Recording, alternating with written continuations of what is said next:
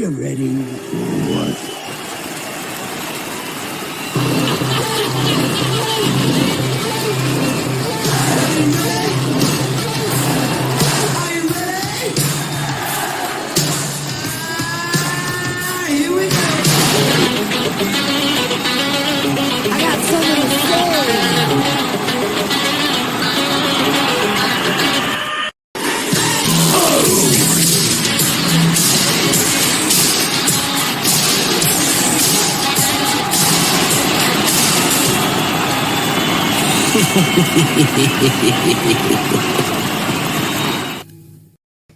Well, hello there, Andrew.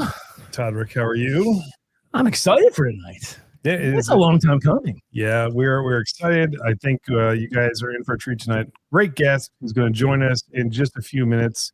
Also, I'm coming back from a really crazy long weekend, feeling slightly jet lagged today. And I didn't feel it yesterday.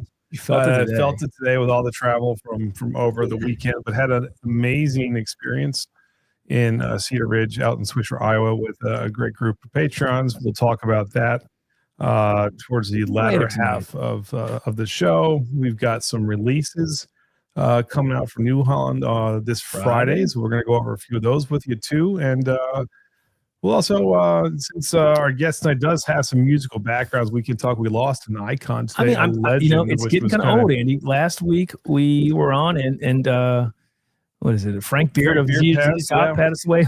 And now this week it's Dolly Parton. Yeah, unbelievable. Although it's amazing. Dolly is I think someone described her when I saw this online as like the female Elvis. She had this kind of cross-cultural appeal that went well beyond country. And she's done collabs with metal artists from Rob Halford to rap artists to Christian music to rock to it's just her reach is so far. And everyone loved her. And everyone loved her. No one ever in a world where everything is sort of divided, so to speak, everyone loved Dolly. Yeah, and how can you not? I don't know how you can. So we lost. We'll play some of her later legend today. We'll raise a glass later. We'll play some Dolly. But our man of the hour, our guest of the evening that we're excited. It's been we got a chance to say hi for about 2 seconds before we jumped on, and Todd said, "Yeah, this has been a long time coming." So we're really excited, especially in lieu of these two brand new releases. Just dropped this Friday. Past Friday. We authentically tried last week, and I was like, "Ooh, this is some good stuff." I love that because it was your true reaction of drinking. Yeah, I did. I had no experience and no expectations, and was just absolutely wowed. So we'll talk about that. We might even bring out the pineapple. We'll see. We're definitely bringing out the pineapple. We'll see how things are going. Doing it. You have to. You have to talk to Dan. That's totally fine. But so we are happy to have just tell you. A guy with musical roots. Oh, okay. Professional musician, sommelier. Oh, right up your alley. Master blender. We're not. I mean, Wayne and Garth. We're not worthy for this resume to have him on this show, but we are delighted that he is Master Blender and Vice President of Product Development for Lofted Spirits, Mr. Dan Callaway. Oh, there it is. Look at that. And that applause will take a while for him. It's a long. It takes a while. They really love you. Hey, Dan, how are you? Welcome. I'm great. I'm just looking at the lighting difference between you guys and me. I need to step up my studio game here. You guys look great. We've been doing this for a little while. We still aren't great at it, but we do it to detract from our unattractiveness. That's right. You're fine. Yeah, you're fine. We're okay. It's great to be here. Thank you for having me. No, we're really glad that you are on tonight. We do this every time we have a guest on. I think most of the people in the chat know exactly who you are. But for those that don't, give them a little background about yourself, your journey that led you into Kentucky, and just who Dan Callaway is. Yeah, awesome. So Dan Callaway, I'm the master blender for Lofted Spirits, which is Bardstown Bourbon Company and Green River. I've been at the company about 9 years now. And for me, it's just made up of this incredible team. So every day I come to work, I get to work with absolute rock stars from every department. And that is really the joy for me at Lofted Spirits. I came to spirits through wine, through hospitality, and before that through music. My whole life, I thought I was going to be a French horn player forever. I grew up in England, studied music, went to all middle school and high school, pursuing that, going crazy with it. college for it. Ended up playing down in Louisiana, orchestras down there. And then I was doing a lot touring overseas in China and Japan, and then met my now wife over there, and she's from Kentucky. So I drove up to Kentucky, settled there, and just never looked back. So it's been a roundabout way to get into the industry, but still having a blast with it every day. That's awesome. We're definitely glad you're here. Yes, you played with the Louisiana Philharmonic, correct? Yep. I did that. Incredible orchestra based in New Orleans. Played Amazing. there, Baton Rouge, a little bit Savannah, just different Do orchestras. you still play, Dan? I mean, it's still got to be in you, right? I mean, you were a professional. I love to play still. I don't really have the time. I played in high school with the conductor of the Louisville Orchestra, which is just a small world thing. So he's here. And every now and then I'll get it out and play, but there's no itch to kind of like, just create and play music anymore, or just not time. Kids work. I'll play a little piano for fun. And the French horn sits. It's back there behind me, but well, we it's collecting dust. I feel we'll like. inspire you later, because you spent time in England, the home of the greatest band of this generation, Def Leppard. Who did an actual album with the London Philharmonic. So they did that crossovers right there. That might inspire you. I'll tell you. Dan, just say you love Def Leppard. Just get it out of the way. There you go. Perfect. Greatest band of all time. See, there you go. So it's interesting. You mentioned how you were, you were sommelier, but it was I thought I heard the founder of Copper and King. He was the one that really got you to Bardstown, right? Help us. So, yes. How long have you been at Bardstown? And you moved up within the company, now being sort of the, I guess your full title is what? Director of or Master Blender and VP of Product Development at Lofted Spirits for both Bardstown, if people don't know, and also Green River. How did that come about? Yeah, no, it was you nailed it. Joe Herron, who was the founder of Copper and Kings. At the time, I was running a restaurant in Louisville on Market Street called Decca, which again, another just incredible individuals there, the chef Annie Petrie. And it had this incredible wine program that I sort of inherited.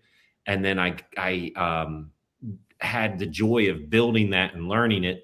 And I happened to be surrounded by all these wine enthusiasts that were humble and loved to blind taste. So then we built this little fun wine community for a couple years. And from that, getting to know people in the industry, members of that group now, one of them runs all the sales for New Riff, right? They're just doing all these cool things, and got to know Joe Herron, and he introduced me. And really the change was in the industry. In 2017, they changed the law so that you could build a bar and a restaurant attached to a distillery. So you weren't just getting a sip off the still. It was a whole hospitality program. That was kind of a watershed moment for a lot of people in the area that were deep into cocktail spirits, the bar scene. It kind of exploded from that year in the area. And so Bardstown Bourbon Company, since it was still kind of under construction, was able to pivot and be the first out of the gate with a full service bar and restaurant. And so I came down to help set that up. So initially on that side of things, but then every day, just studying, learning the production side. And again, there's no textbook for how to do this. You just have to surround yourself with people smarter than you and listen and learn. Yep. Well, they always say, hey, you're the smartest person in the room, find another room. So, well, the other thing is, I think you've also said, and I love you mentioned the facility, and you've been there actually. We've picked single barrels with Jonathan Maizano of K. Luke. He houses some of his barrels at your Rick houses there in Bardstown. Yeah, I was texting with him today. Yeah. Oh, beautiful! That's fantastic. He's a great friend of ours. You mentioned when you were doing Bardstown, bringing modern bourbon to a traditional area. And I think that was a really cool quote that I heard you say a while ago. And I think that really resonates with what you're trying to do there, right? Totally. That is Bardstown Bourbon Company, right? 2016, an intentional decision, Pete Lofton, the founder, to build a modern take surrounded by all the history, right? Bardstown's the bourbon capital of the world, all the expertise, the tradition, but put the modern take right in the middle of it and bring that new perspective. We've done it from the beginning through innovation, collaboration, and transparency. you'll see that across these pours, right? It's just a totally different approach for what bourbon can be. The facilities, it's stunning. And I think it's something that if you make it to Kentucky, there's lots of places to go and there are lots of things to see and try and explore. That's got to be on your list. The facility, the campus is second to none. The people there were wonderful to just kind of guide us and work with. The whole experience was top notch. Hey, think about that too, right? You nailed it. It's the first time, not first time, but an important time that a brand has built their brand through the hospitality. Instead of just an obligation, here's our distillery. You can take a quick tour on the side. The hospitality, the experience, the cocktails, the restaurant has been a way to introduce people to the brand. That was purposeful. That design was purposeful in your planning of everything. I think with Pete Lofton's vision, it wasn't, because they started constructing before that law passed. Okay. And as soon as that passed in the first distillate was September 2016. Then it was a quick pivot into the restaurant after that. And I think credit to the team to just embrace it and go full bore on that experience. It's absolutely stunning. And like I said, I would recommend it to anybody who's lucky enough to get, actually the whole area, it's a beautiful area. It's a nice drive, scenic hills. It's an amazing place to go. Now, real quick, we mentioned Jonathan Maison. That's who I was able to go out there and work with. It reminds me of just how many people growing I meet in this industry.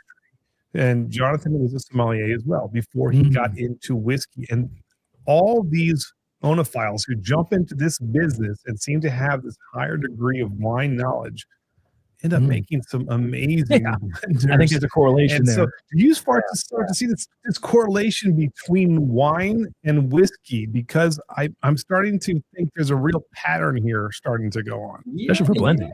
It's interesting. I'd throw Mark Carter's name out there too, right? Yes.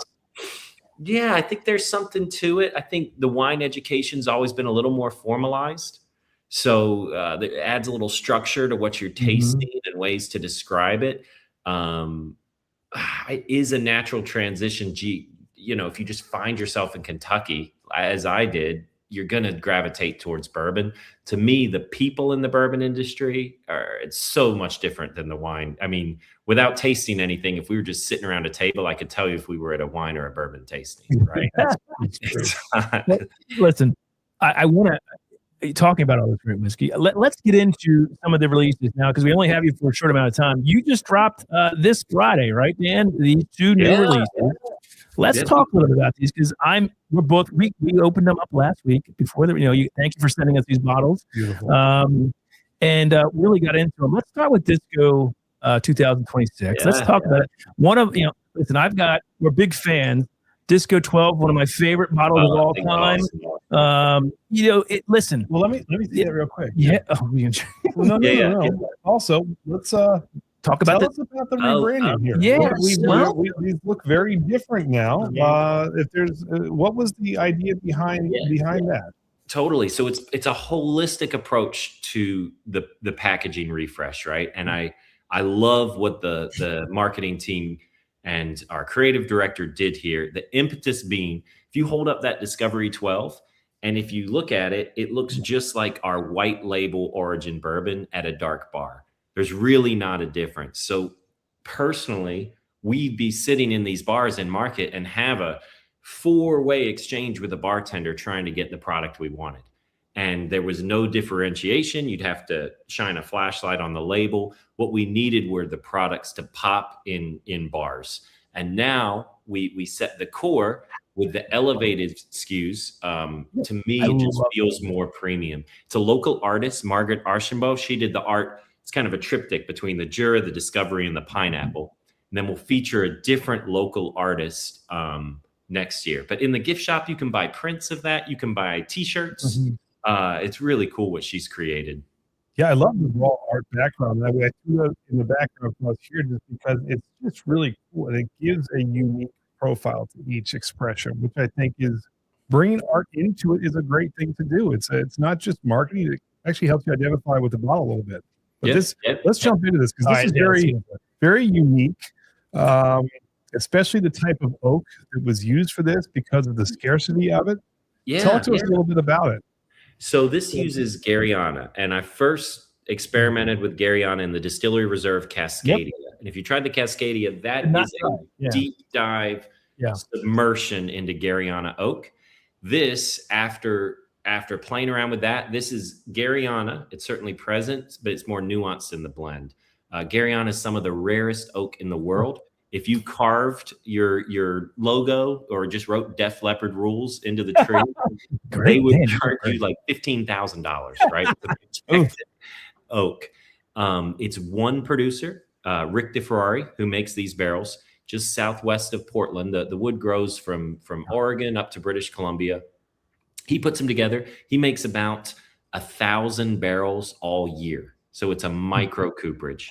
So it's 4 months. The way Garyana expresses itself in this bourbon, to me, tons of wood sugar, marshmallow, graham cracker, all of that, but it's also this kind of sage, savory note that goes all the way through, and really structured grip all around those wood sugars.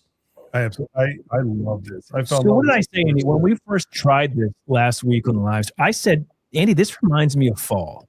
That's what I got right away drinking. I said, this is the perfect time to release this because going into the fall, and I think it's the savory notes, but I mean, you also, we get like a butteriness to it, even like an apple pie like to it on the palate, so to speak, which I absolutely love. Brown sugar, it just feels and I assume that is the Garyana. It also has some similarities, I think, to French oak more than American. Oh, the marshmallow, yeah. You kind of come through on this. Now, I do have to ask about the Garyana itself. Is it true that you cannot source them? You have to use felled trees or branches to actually make these barrels?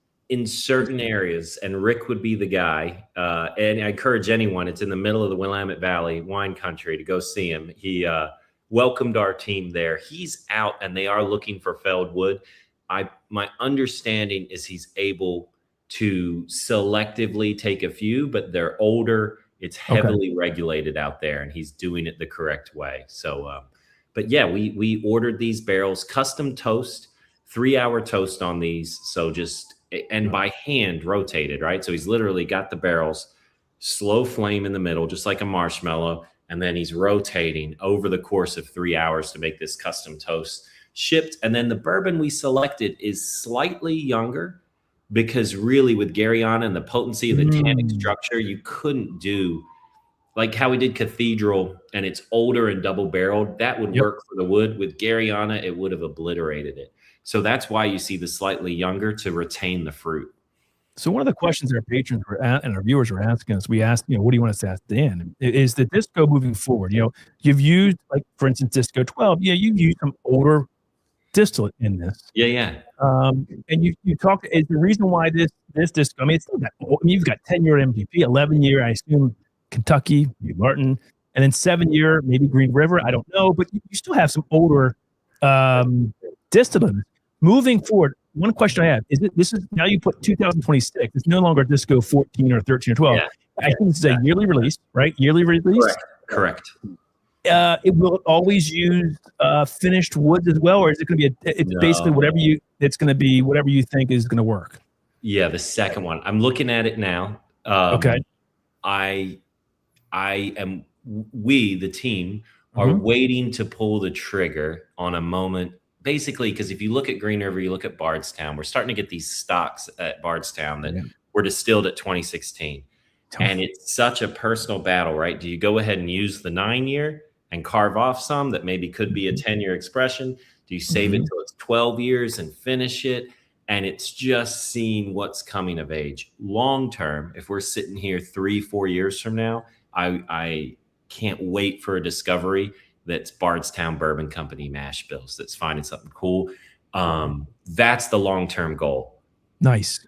That's great. So your plan is then discovery will be a fully Bardstown distillate or green. Unless, and never say never. Sometimes we stumble across this like ridiculous, amazing liquid that we can source and use in a fun way. I'm really excited to slowly incorporate more of Bardstown styles, because there's, we make 60 different recipes in a year. And a lot of that's aging right now. It just needs to get a little bit older to match the discovery profile. Well, I got to tell you,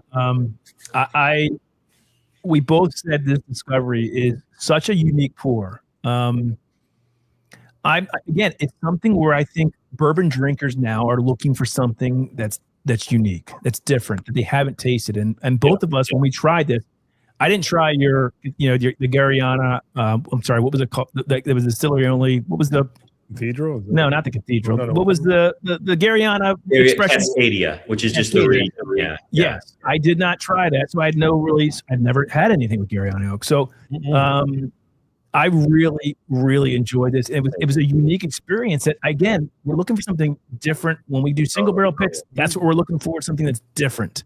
Yep. Not and I think this hits that. This is that wood piece too. Where you talk about that wine background. I think I'm hearing more and more. Even I was out in Iowa this weekend, working with a team, and they talked about Iowa terroir, which is not something you would hear much before, right? But you are starting to see that play into whiskey a lot more than it used to. And where things are grown and the types of trees and wood and stuff like that really does make such a unique difference, not just the climate, but even where you are. Yeah. So it is kind of cool. Yeah, and it's an identity, right? Terroir at the end of the day is a sense of place and identity. And the Gariana, there's no other bourbon on the shelf that's going to taste like it. So this is out now, right? It'll be anywhere, I assume, soon hitting stores where you're distributed, which is how many states, Dan? All our markets, right? And it's a significant release, but when you chop that up by 50 states, so if you see one, I would absolutely grab it. Well, I did say, after trying this, I was blown away. I said, there's no way the Locks of Jura is going to be able to hold up to this because this is so damn good. And then I tasted it. I was like, well, we've got ourselves a contender. Well, let's get some context. Dan, we were both, listen, we're not Scotch guys. I'm not against Scotch. I'm not against Scotch. In fact, I'm starting to learn that I do like non-peated Scotch. And even Pete's starting to, but when we heard Scotch, we're like, oh God, we're not going to like it. So it was a true reaction. I had not tried. I had tried this and I liked it. This was the star of the show for both of us. I mean, I love this 16, but tell us a little bit about the Locks of Jura and all that went into it. This is a mad scientist blend that is, for us, some of the best whiskey we've tried this year. Everything we've tried. I'm not kidding you. It is so amazing. Tell us a little about brother, it. I've been playing around a good bit with single malt and bourbon, right? Which whenever you say that to someone, they almost have a visceral reaction against it. And I really think there's something there. We did it with the Amrut, with the Indian single malt. We did it with Mars Japanese whiskey. And then this was kind of the sign off on those experiments to go to Scotland and source these unique barrels from Jura. So to me, it's a bridge between bourbon, rye, and single malt. The barrels from Jura, they came from an island that has 238 inhabitants, right? There's more deer than people. So we say there's nowhere we won't go. We source them, right? And then, the single malt is aged in a mix of traditional bourbon casks, but then also sherry casks. So they both came over. So you've got ex-bourbon, ex-sherry, right? That were filled with Jura single malt, which is almost no peat to just barely lightly peated whiskey. They came over, made a blend of bourbon and rye. It's about 30% rye, but the rye is 95.5. So it punches. It's got all that herbal kind of traditional rye character. It's all 10, 11 years old. The bourbon went into those barrels. It's the longest finish we've ever done on a national scale. So it's 32 months. Crazy. And what you're getting is 4 traditional flavors interacting together: bourbon, rye, single malt, and sherry. And you put those together, and the reason it went 32 months was to find that balance. And you think about it. Yeah, go ahead. No, I was going to ask the idea to put the 10-year rye, the rye in it. I'm curious. That was I love that you did that. Why? Yeah. What was the reason behind that? Rye is just such a bridge to me. Whenever I taste with traditional single malt drinkers, I've been so fortunate to hang out with Emma Walker, Johnny Walker, Richard Patterson, Don Davies, right? These great single malt individuals.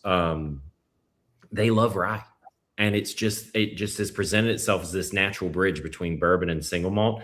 I thought the rye would really carry the day, even 30% to me, it still does. On the nose, I get more rye. It's almost like a rye and a single malt throughout, and the bourbon and the sherry are the pillows that it sits on and rounds it out. I agree with 100%.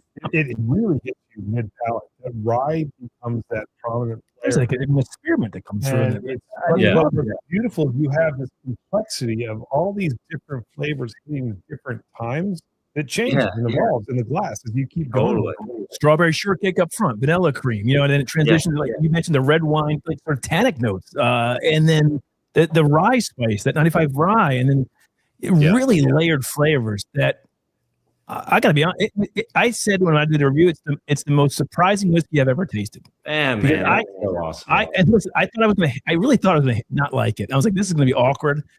Because we're just not Scotch guys. And I hope everyone out there that is bourbon drinkers like us, rye drinkers, single malt, American single malt. We love American single malts. And I don't know why I've just not gotten Scotch. Maybe I should. This thing is it's so flipping good. I love everything. And I like the proof. And people said, the proofs, I like the proof at 104. I don't think it drinks under it. I think it drinks perfectly. I think it's a perfect. It may even be a little bit bigger because this has got legs. Its viscosity is nice. This thing is it's so fun. It's such a fun pour. 104 really accentuates the sherry. We try it. A fun way I usually proof things, which if you ever want to have a good time, instead of just lining them up in a row, we'll put them on my desk like 10 different pours at cast strength, and then just randomly put water, like 2 drops this one, 3 drops, right? Just randomly put bits of water in all of them, then taste them all, find the one you like where the notes really resonate, then take that one to the lab and go proof it. And that's a much more effective way to kind of see where, and at this lower proof, the fruit and the sherry really push through and shine. And cherry was only what of the barrels you got from Jura was what 16%. It was mainly the ex-bourbon, correct? Yeah, but the sherry, it's funny. They must have done a good job packing them. Sometimes they can dry out on the water, but kudos to their team and our operations team for getting them, not letting them sit on the dock, and keeping them fresh and filling them. Yeah. When I get the strawberry out of it, I get strawberry vanilla cream. Yeah, I totally get that. When you went to select and you had this idea in your head, did you specifically seek out a place like Jura because you knew that there was such little peated bourbon coming from there? This might be a more appealing type of, not bourbon, Scotch, because they do very little peated bourbon over in Europe, for instance. So was that intentional to kind of say, hey, for the American market, we want to introduce Scotch, but slowly? Absolutely. Yeah. As much fun as it would be to do like an Ardbeg or a Lagavulin or something, I don't think it's about the market. It's about me. I don't think I could pull it off. It'd be fun to try. It's the idea is just going to work so much better without the peat in the equation to me. When we did the Amrut, the Indian whiskey, those barrels were half peated, half unpeated, and we ended up using almost all unpeated and just a tiny amount of the peat. So that kind of helped me practice and know that we didn't want to go overly peated. Well, you did a dynamite job. All I can say is that this was, I agree with Todd, probably more surprised than I thought I would be with this. And a little secret that I was coming off of maybe not the same experience with the pineapple. So it was kind of funny when we got these two. We'll get into that next. But easily, these, I told Todd these might be 2 contenders for some of our whiskeys of the year without hesitation. They were that good. That's awesome. So happy. Thank you. That's really kind. And such a team effort. Again, I just go back to that. I love talking on these things and sharing the whiskey with you, but it's a full team effort to get every part of this process together, from the artist to the finance to the compliance. It's been awesome to see our company put these together. Well, we think you did a dynamite job. For those of you out there saying that our mics are a little muffled, Todd's kind of behind the scenes. You're muffled. Is it both of us? Can you hear us okay there, Dan? Or I hear you great. Could be on my end. You sound great to me. Yeah, so Frank asked, is the Jura out yet? So it just released nationwide Friday. I assume it will hit like in Maryland. He's in Maryland where we are. It should be within the month, right? I mean, it should be hitting soon, right? Yeah, absolutely. Depending on your distributor, your state, it's already in some markets. I went to high school in Baltimore. I don't know if we talked about that, but yeah, Where's your high school in Baltimore? Towson High School. Oh, we went to No Archbishop kidding. Spalding. So, Really? yeah, we know. My wife went to Towson University, so there you go. Really? Right across Fantastic. the road there. Yeah, There you small go. world. No doubt, no doubt. Dan's a Claris. All right, well that's okay. We'll go ahead That's here. the most Dan. important. Todd's better. Andy, you're terrible. All right. It doesn't make sense, but that's fine. I don't know why you're bad. Check your connections there, dude. You knows what you did. You know, that's how we are here, Dan. I love you blame me on this. This is your It's not me, it's you. That's all right. It's all good. Todd's already a visual guy. Listen, so this is all out. Super excited about it. Is there any, we're going to get to one, I want to talk about the pineapple, a Victoria pineapple. Here we go. Because listen, I think, thank you for sending this sample. This was only a distillery only. So not a lot of people tried this, right? This was only, is it gone? Is it gone or is it still available in the gift shop? I think there's going to be a few bottles for Kentucky Bourbon Festival. All right. But it's I'll be quick. honest with you, Dan. Don't take offense to this. It wasn't Andy's favorite. I liked it a lot. I think it's sweet on sweet. It tastes like a upside down pineapple upside down cake to me. Andy didn't. It was too sweet for him. Have you heard feedback on that? I'm curious. I have never upset so many people in my life than this product, and also made the exact same amount happy. Yes. So I love this product. There you There's go. so many people that are mega fans of it. It's got almost like this cult following. What the Howard Stern effect, right? Half the people hate them, half the people love them, but they're all listening to them, right? I love it because no matter what, it is a statement. It is something new. It is something innovative. I've had people tell me it's the best thing Bardstown's ever done. I've had people say, "What the hell are you doing?" Both ends of the spectrum. It sold out almost immediately. I mean, it was crazy. Instantly, I was in a shop. It's at Justin's House of Bourbon in Louisville. Yeah, and the guy came in looking for it, and there were 12 on the shelf, and he bought all 12. That's awesome. I mean, so it's Victoria pineapple. It's these rum barrels from where that you're getting from these? Yeah, from Barbados. Barbados. Okay. Used pineapple rum barrels, and they were brought to Bardstown, and we kind of emulated the process. In that pineapple rum, they age, but they also add pineapple to the barrel. They even distill almost like a gin with pineapple rinds and really make this beautiful pineapple rum. So to me, it was kind of a natural extension when the barrels came. Bourbon and rye again. Rye and rum obviously are just buddies. And then at the very end of the process, it aged a crazy long time. And at the very end, to me, and I was frustrating my team because I was like, it just doesn't taste fun enough. Like, it's great, it's pineapple, but it doesn't taste fun. It was just going to be a small Kentucky only run. I was like, I want this to taste fun. And so we experimented with pineapple juice, pineapple rinds, chopped pineapple, every type of pineapple, probably 10 different pineapple experiments, landed on this one, put it in, let it macerate for about 3 weeks, strained it, and here we go. We got the pineapple. It's so interesting. So I had a bunch of, I asked, what would you like us to ask? And people said, are we going to see more of this type of sort of exploration in is this a collaboration? You've done some great collaborations with, one of the things, like the Ferrand, one of the best bottles that came out last year. It's the second bottle, by the way, of it. Cheers. This is batch 2. I didn't get batch 1, but this thing was amazing. Love that one. We're big fan. We're beer, bourbon, and rock and roll. So we have a great relationship with Goose Island. They send us the Bourbon County Stout every year to review early.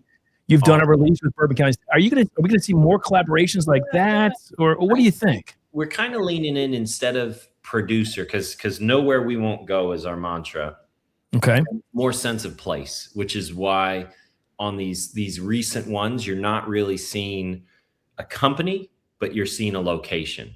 So I think I've got incredible partnerships in barrel right now, but it gives us the flexibility to kind of maybe source from someone else and just highlight a region. I think that makes a little more sense with our brand ethos and where we're going. Not to say you won't see a co-branded thing from us anytime, but I love targeting regions right now. But there's a bunch in barrel ready to roll here in the coming months and years. Well, you don't mind, me and Andy are going to just slip on this round. Can you tell us a little about that? I know it was last year, and it's not like looking forward, but This is one of our favorite pours of last year. Tell us a little about this. Me too. This is with the Ferran team. So I met Guillaume, who runs North America for them. We were just having lunch, and we started this beautiful relationship. Their founder, Alexander Gabriel, is just a amazing pioneer, such a creative individual. And this is the second iteration with the cognac barrels. And we were talking to their team, and they said, what do you see with this product? And we landed on, we wanted a Vouqueret in a glass. Vouqueret, just traditional New Orleans cocktail that uses kind of the rye and cognac components. So we juiced it with some more rye, getting that in there. And you get the apple notes. Cognac, obviously grape based, but it really presents itself with some green apple, the rye, the depth underneath it. And I made a Vouqueret with it. It was delicious, but I prefer it neat. Oh, this is fantastic. Right. This is their second bottle. Yeah. And it's funny because if you're pleasing 100% of the people, you're doing something wrong. So my apologies on the pineapple, but we're being honest. I liked it. Yeah. He didn't like it. It wasn't his thing. What I love is people having an opinion. I think that's wonderful, and that's Bardstown, right? There's so many discovery releases and projects. It's not meant to just be a 4-year bourbon in a glass that everyone will say is okay. It's meant to take a risk, try something, and push and innovate. The flip side of Bardstown, which I have a blast, the other half of the job is Green River, which is just a phenomenal distillery, and it's everything. About that. Yeah, classic, beautiful, traditional Kentucky. I would just say look out for Green River. It's on. Everything we've been madly impressed. Now, and the thing, going back to each expression being so different, is you are an artist, and artists' works are going to be judged. It's subjective. And that's one of the things, like, we're never going to knock the process. We're either going to say this is our jam or it's not. And people who like these notes will love this. People who don't, it may not be for them, but there is definitely an audience for all three. 100%. And I absolutely, like I said, 2 of the 3 I thought are going to land in our top 10. They were that good. But I love the experimental stuff because it does give you a chance to do something different and unique that you don't see everywhere else. Bardstown is continuing to raise the bar on that. I love that. I really do. And I hope you keep doing it, good, bad, or indifferent with the results that people may say, because you know what? You can't hit a home run if you don't swing. You guys are doing a great job. That's exactly it, right? And we're going to close out the year in just a massive way with our last distillery reserve, and it's taking a swing on extra aged product. It's going to be a special one around December. So keep an eye out for one of our biggest swings yet. All right. That's awesome. Now, quick question before we dive back into this. If you are, coming up with a new idea, you guys are in the back working. We've already agreed mutually that Def Leppard's your greatest band. You have good taste. If you're not listening to them, what type of music as a musician? What are you listening to in the back to get inspired? He turns on his car, goes to Bardstown, start blending. What are we listening to? Or maybe when you're blending, what do you listen to? What gets this beautiful, juices flowing here? I would love the romantic story that I've got music on the background when I'm blending. I could never do my homework to music. I could never. I get so distracted. Okay. So it's actually like silent. Okay, then we'll switch it. You're stuck on a deserted desert island. And you can only take 3 albums. What are you listening to? Okay, so I came up through classical music, right? My dad was a rock musician, so I think my rebellion was classical music. So it's I love Brahms, I love Mahler, I love Mozart, I love Bach, I love that period, anything with a soaring horn line, Strauss. If I was doing I love horns and bands. I love horns and rock bands too, by the way. There you go. I love the Beatles. The Beatles would be up there for Desert Island, Take the White Album, something like that. There's a new band I listen to a lot called Parcels, and I can't get enough of them. That makes me feel good. I'll put on Parcels a lot. I enjoy Def Leppard. They're not my favorite of all time. He's younger than us. It's like the pineapple. It's okay. It's not my favorite. Maybe I need to. You know what I'll do tonight is I'll get out an album in your honor. I'm going to listen to it, and I will read. Dan, don't you think that like music and whiskey and bourbon, like there's a it's nice to be honest. It's a romance. Music and having a glass is listen to your favorite tune to just sit back and enjoy the world, right? They're so linked. They're so linked in every way. I think when I talk about music and whiskey, you can both listen and write music horizontally, right? Like a melody, like a line, and that's like the palette, the finish, the development, or you can listen to the chord and you listen to the structure and the texture. And I think the how those two things come together, the line and the structure on music and on whiskey, is they are joined at the hip. And I think about them both the same way. No doubt. No doubt. Love it. Love it. Absolutely love it. And if you had to pick a favorite from the night, I know the pineapple's out, but of the Ferran, the Disco 26, or the Locks of Jura, what would it be? So it's hard. Mine's the Locks of Jura. I love them. I know it's the Locks of Jura. I know that. I absolutely love I think the Locks of Jura is probably overall the best of the lot because of the complexity. I think the addition of the rye elevated it. Mm-hmm. I was surprised by the Gariana. I just thought that, the Disco 26. I There you thought go. the complexity of that and the uniqueness of the profile blew me away more than anything I would ever have really anticipated, just from what can be seen as another different type of wood finish.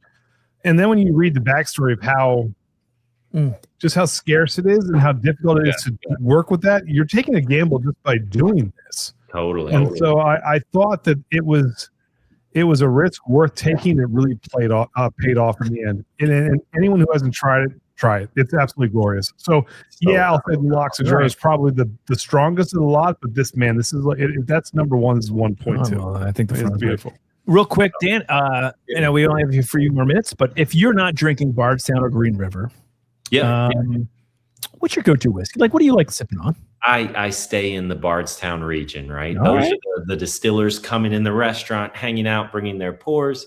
The Bardstown region, or my friends in the industry, right? So Mark Carter Sellers, Connor Driscoll, Heaven Hill, Dixon, everything he's doing, I look up to. Those are Luke. We like K Luke, right? We like K Luke. Oh, sorry, I didn't. We were talking about a finish he's got right now that has a crazy note on it, and we were writing about it. I think he's coming out with a single barrel. I mean, our partner brands. Talk about that. I'm embarrassed. I didn't lead with them. I work with them all the time. Brands like 15 Stars. Yes. Rick and Ricky Johnson, who started from the beginning at Bardstown. We just launched in partnership with Stetson Bourbon, the traditional hat company that came up with an awesome blend of Bardstown and Green River together. So get a bottle of Stetson. We support, all these incredible individuals, everything from massive, well-funded projects to just one person with a vision. And those are so fun to taste alongside with them. That's fantastic. John has a question, Andy. Yeah, so John's question is, Dan, you mentioned Green River. Are you overseeing the production there now? Yeah, I split 50-50. Yeah. Oh, nice. Okay. Yeah. So both it's like 30-30-30 with Bardstown, Green River, and our partner brands. Okay. And then Crab Coach has a question for you. Let's start things up. What is Dan's favorite hair metal brand? It's Def Leppard. It's Def Leppard. But after that, he's probably choosing I'm thinking about it. Oh, I could. You know what's funny is my brother-in-law was in an amazing hair metal cover band. What? In Nashville? Your brother-in-law is an awesome dude. My brother-in-law, he looks the part. It was amazing. What were they called? Dan, I could never be in a hair metal band. Actually, now I could be in a hair metal band because they're all bald like me. Yeah. But, I don't have He was the part. Stolen Prayer. That was the name. Stolen Prayer. Incredible. In Nashville. I'm sure he played Motley Crue and Def Leppard and Guns N' Roses. And there you go. So that's who I would go listen to. I love it. That's fantastic. All right. Here's one last question for you before we start to kind of wrap things up with you. They're going to do a movie about you. I always love to ask this question. It's the Dan Callaway story. Oh. You get to pick the actor who plays you in this biography. Who is the actor? Like I will say. I can't wait. You're going to disappoint what he's about to say, but go ahead. Really? Who would play me, Andy? Todd thinks that Bruce Willis would play him. Look at his face. Or Scott Van Pelt from ESPN. Scott I Van think Pelt, Bruce yes. Willis is pretty spot on, man. I knew I loved Dan. Dan is so good. Dan's awesome. I'd have to marinate on that one. He said he likes Def Leppard. I know he's training PR. That's okay. So let's Cheers to that. Bruce Dan. Willis. Back Yeah, to you on right. that one. Yeah, I don't know if I have a lookalike there. You don't? There's nobody that. Oh, you Yeah, look like you could do Chris Pratt. Yeah, Chris, Yeah, I yeah. have heard that before. There you I have go. heard that before. Yeah. Yeah. Maybe I'll get Oh. him. Sweet Cindy says Caillou or powder for me. There you go, too. There you go. Caillou or powder. There it is. If you've got kids, you know the guy. Gary Powers is a question, though. Green River full strength rye in the future? Are we going to. Come on, Dan. Was in a discussion a week ago about exactly this, and I was saying we've got a way, there's something coming, and the person said no one's asking for that, and I said I hear it all the time. Yes. And it tastes awesome. We're just looking. Green River went from one bottle to like 10 releases in a very short amount of time, and we're hesitant. We're just figuring out the right time to drop it. It's not off the table. It's not off the table. No, it's not off the table. No, it's on the table. It tastes awesome. It's just the right way, right vehicle and way to do it. I mean, the Green River full proof wheated is just another. I mean, just fantastic. We gotta come to it. Maybe we should do a single barrel of Bardstown or Green. I mean, come on, we've done a ton of single barrel picks. We picked Hey Luke at your place. We haven't gone to you, Dan. What's up with that? Man, we can do one. I'll find some special ones. We can line them up and. I'd love it. What do you guys think? I think it's amazing. Let's do it. Yeah, it'd be fun. No, I'd love to look you up. I have worked in Kentucky quite a bit, so I'll be out there this fall. Maybe we'll grab a drink. Oh, you know what? Yes. Awesome. Michael did a super chat. I just want to read it out. Dan, it was great meeting you at the Universal Whiskey Experience in the Wynn in April in Las Vegas. So a great picture. I remember Michael met you out in April. You shared a pour of the Cascadia Gariana Oak. It's from Michael Atkinson. So he just wanted to say thank you for that. That's so cool. That was at a swanky club. I was surprised they let us in. It was a great time, Michael. Great to meet you there. Well, I want to end. We only have a few more minutes. What's next for Bardstown Green River? I mean, Dan, you've done a great job of sort of moving the company to where it's at. And I want to say it again. I love the quote where you said, bring modern bourbon to a traditional area. What's next? Like, what do you strive for next? What should we look forward for Bardstown and Green River? For both of them, because they both, have this beautiful distillate that's going to hit 10 years next month. I think on the horizon is older expressions where we can lean into this beautiful liquid. It's going to be the moment in company history. I love that. Yeah. Are we talking about higher age blends or just think what are we talking both. Everything and all, just ways to showcase it. I think absolutely you will see age stated from certain areas, just beautiful bourbon, not blended, not finished. I mean, just ready to go. And then we'll start to see how to incorporate it in different ways. But that's where my focus is right now. Well, I think Bardstown is in good hands.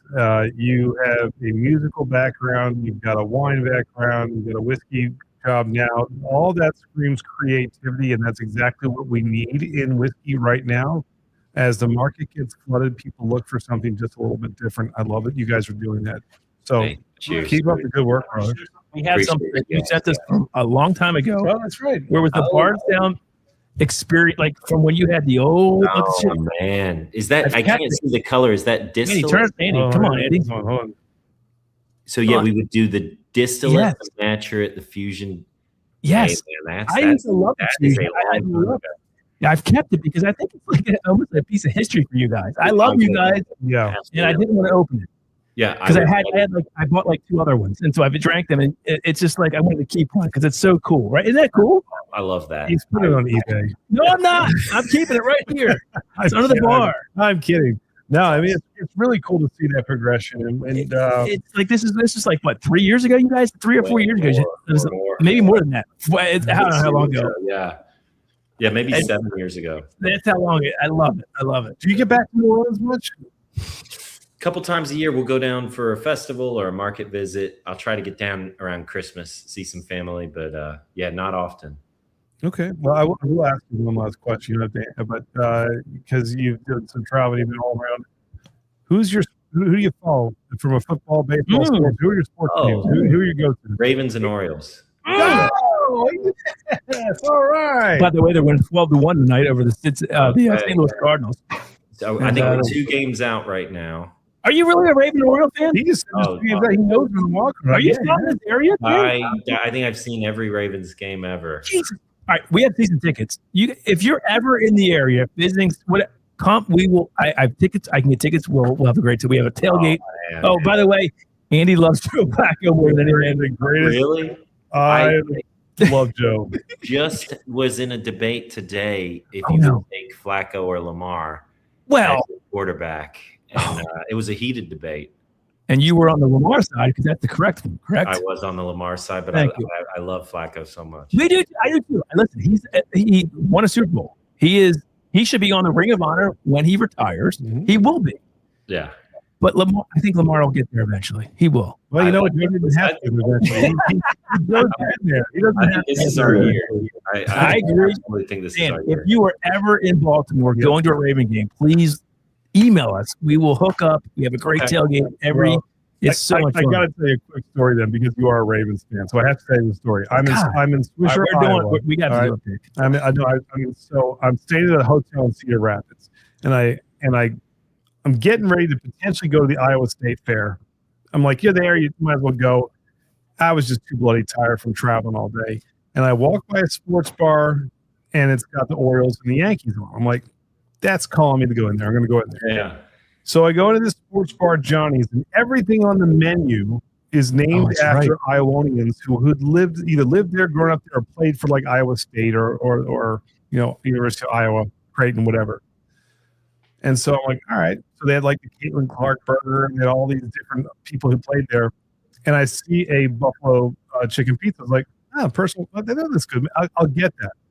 It was called the Billy Cundiff buffalo chicken pizza. I was like, I refuse to order this. Do not order that. Missed the kick. I was like, Joe should have 2 rings, That's not true. just one, because of Evans and Cundiff. So I refuse to order it in a bar where no one knows why.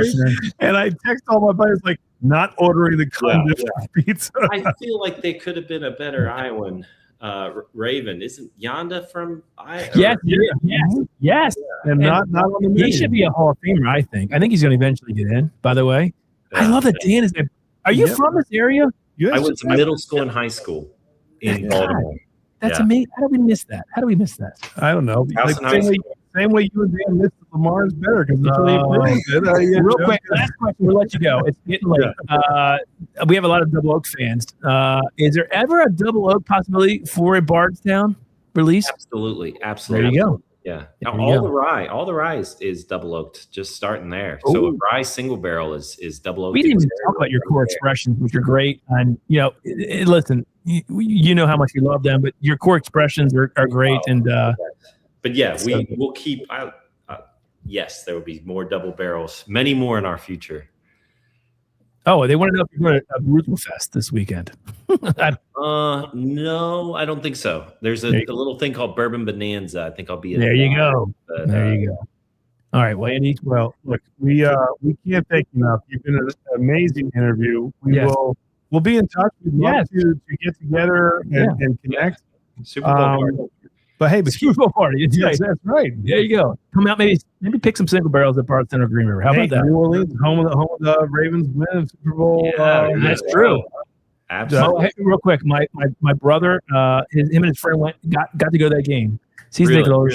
Yeah, so they went down there. My brother's friend texted me the day of that game afterwards and said, "Listen, I'm happily married. I have 2 great kids. This is the greatest day of my life. I'm in New Orleans, and the Ravens just won the Super Bowl." Yes, you happily married and have 2 kids. I pull up the extended highlights about every other month with a bourbon of that game. Who's the quarterback? Joe Flacco. That's right. Damn right. All right, Dan. Thank you so much for joining us. Really appreciate it, brother. Appreciate you, man. Dan Callaway. Cheers, Bardstown. Lofted Spirits, Bardstown Bourbon Company. And see you guys. See you. Pleasure, buddy. Thank you so much. What a great guy. Dude, he was awesome. He was a big Raven fan and an Oriole fan. No, that was great. He's a great interview. Good guy, smart guy.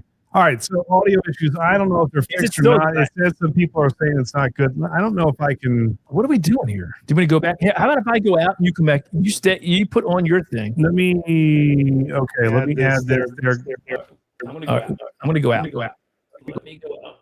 I don't know Okay, what's going let's on. see what we can try. Okay, now come back in. I'm just gonna look at the audio again. I don't know what's happening here. Why are you? I don't know. Can you guys hear it now? Yes, no. I'm glad the interview went well. But you sounded like that. Boy. they said we, asswipe. I think It wasn't you. just It was me. more like you. Well, you set this stuff up. It's not just I me. set it up. Everything looks good. Roadcaster. Well, then bring. I mean, I don't know what's going on here. Well, bring it back up. All right, let's go back up. Yes, better. Hey, it's us. Look at that. There you go. Andy, take you down. I know, Tom. How about that? Is it better? Better now. Volume is low. Better now. It's probably a delay. Better since Dan logged off. Oh, it's all Dan's fault. I'm better than Andy is better. And he's All right. better than. Finish it. Just write. It's TODD is how you spell that. Sounds fine. All right, let's get into. All right, so, hopefully you guys enjoyed that. I thought there it was we fun. go. Whatever. Okay. So Andy. first of all, Dan was great. Great. Absolutely loved it. Super excited to have him on. Good guest. Smart guy. Absolutely love it. Fixed. Great. Now it's fixed. All It's right, all fixed. right. Maybe I don't know. That's fine. 66 people watching. Guys, hit the thumbs up. We never say that. Thumbs up. Hit the thumbs up. Share out. We're going to Share. move to segment 2 of Segment this little 2. thing here, where we've got some releases coming out this Friday. We got the bottles in today. Clean the glasses here. So yeah, get us some clean glasses there, Todrick. But we're stoked about New Holland. We were talking to the group today from New Holland. So we've got 2 of them coming Who out. was on that pick team? Can you remember? Yeah, I got a full book. Before we do that, let me show you the actual. So here's the first one. We have a White Dragon Beard Barrel Bourbon Single Barrel. Only 4 barrels. Can you hear your Only last name? 4. Here you go, bud. 4 barrels in existence. We have one of them. Yep, we have 4 barrels. These were finished in Dragon's Milk White, which is kind of crazy. We might have a. We might have a. But yeah, so Are you drinking that? You're drinking that, right? we had a big. Yeah, I'll drink this. We had a really big pick team for this too. So we had Adam Lamb was there, Candace, Warren, Chris Thorell, Ethan was there, Liz B, Paul Gutt, Tim Borowski, Tim Cornet. Big pick team. Big pick team, and we did a great job with getting these out. The other one is a toasted. Dude looks like a dragon. I love this tater sticker. So we got these 2 here in front of us, and they're wonderful. So we're gonna talk about that a little bit. We'll talk about Iowa too. Yeah. You did business there, Andy. We have some unfinished business there. Some people are not really happy that I came home undecided for the first time. I love that because I can help. You can. You said that begrudgingly. It wasn't that. I kind of was ready to roll, but there was just too many logistical pieces to kind of hammer out. You just clicked on the consensus. Well, you said, you know what? I can make this decision. Let's do it. It was Diamond Dave's fault. He was getting a little bugged. What? Dave Vogelsang? Dave Vogelsang has started to flex his muscle a little bit. I We're gonna love have a that. conversation with him. He wants So, Diamond Dave 2.0. That's Yeah. what he wants. Diamond So- Dave 2.0. I can't wait to try these. Cannot wait to try these. Because I hear that it was split 4-4. We had 8 pick team members in Cedar Ridge. And you know what, Andy? Let's play some Dolly Parton. Let's do Dolly Parton right now. Let's do a toast to Dolly Parton. Yeah, We talked about that, but we have to do a toast to Dolly Parton. Right? Am I wrong with that? No, I said it in the stream, but I think if you think about icons of music, Yeah. you think about pop music, you think Michael Jackson. You know, Sure. you think about rock music, you think about people like Freddie Mercury is a big polarizing figure, and Elvis Presley and Prince and people like these big large in life. And then you look at someone like country music for males, maybe you've got like George Strait, Garth Brooks, Merle Haggard, guys like that. But for Chesney, but not in the case, it's not that. I mean, if we're talking like just like the face of that industry, Dolly Parton Alan has Jackson. very little competition. Maybe Reba McEntire, but I mean, I don't think anyone else in the country world, from a female perspective, drew that kind of. She was just larger than life, but she was also a really good person, and people always were kind of inspired. Philanthropic, Yeah, always helping people. Great businesswoman, woman. I don't know. I don't want to say like she was underwater again. God damn it! What You the said- fuck is wrong with this thing? You do? I don't know. Why? I'm starting to get irritated. Why do? Is it both of us? Yeah, it's probably mine, but Andy- we're both connected to the same damn thing. It's probably the way this thing always gets connected and unconnected. That's your headphones. It has nothing to do with Oh, it. you always bring up downstairs. Headphones have nothing, Permanent. Half- It bothers me.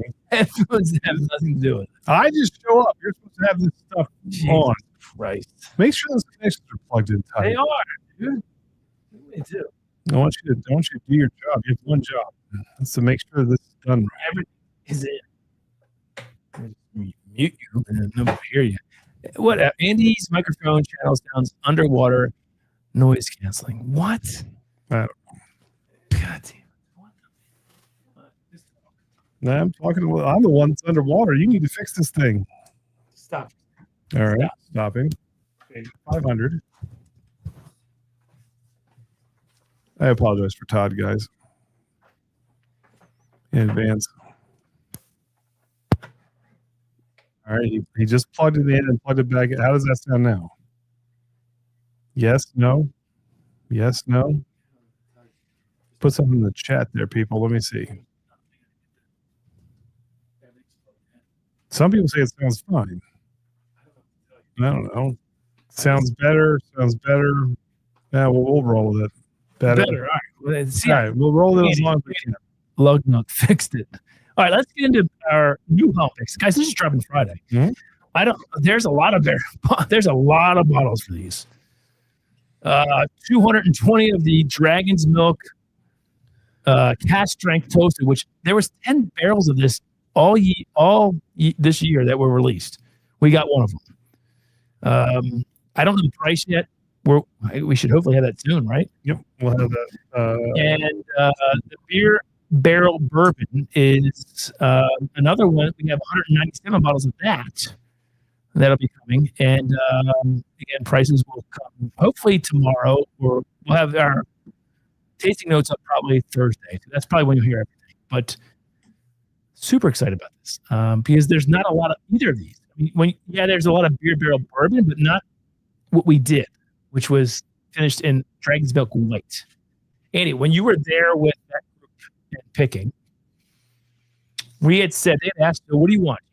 They had no rye that they were happy with, so they didn't offer them. We had regular small batch Dragon's Milk Origin, or a small batch beer barrel bourbon, or cask strength beer barrel bourbon, or cask strength toasted. We said it's cask strength toasted for sure of Dragon's Milk. Then that's what we went after. You got that barrel. That was the first barrel, correct? Correct. No, no. Thanks. This, Appreciate that. Appreciate that, dude. Appreciate it. I thought you already poured it. I didn't do it. Thanks. Anyway. Super cool. Yeah, fix my audio. I'll pour you a glass. I did, I think. Now Todd is whatever. At this point, who cares? Yes. Either stick around or Yeah.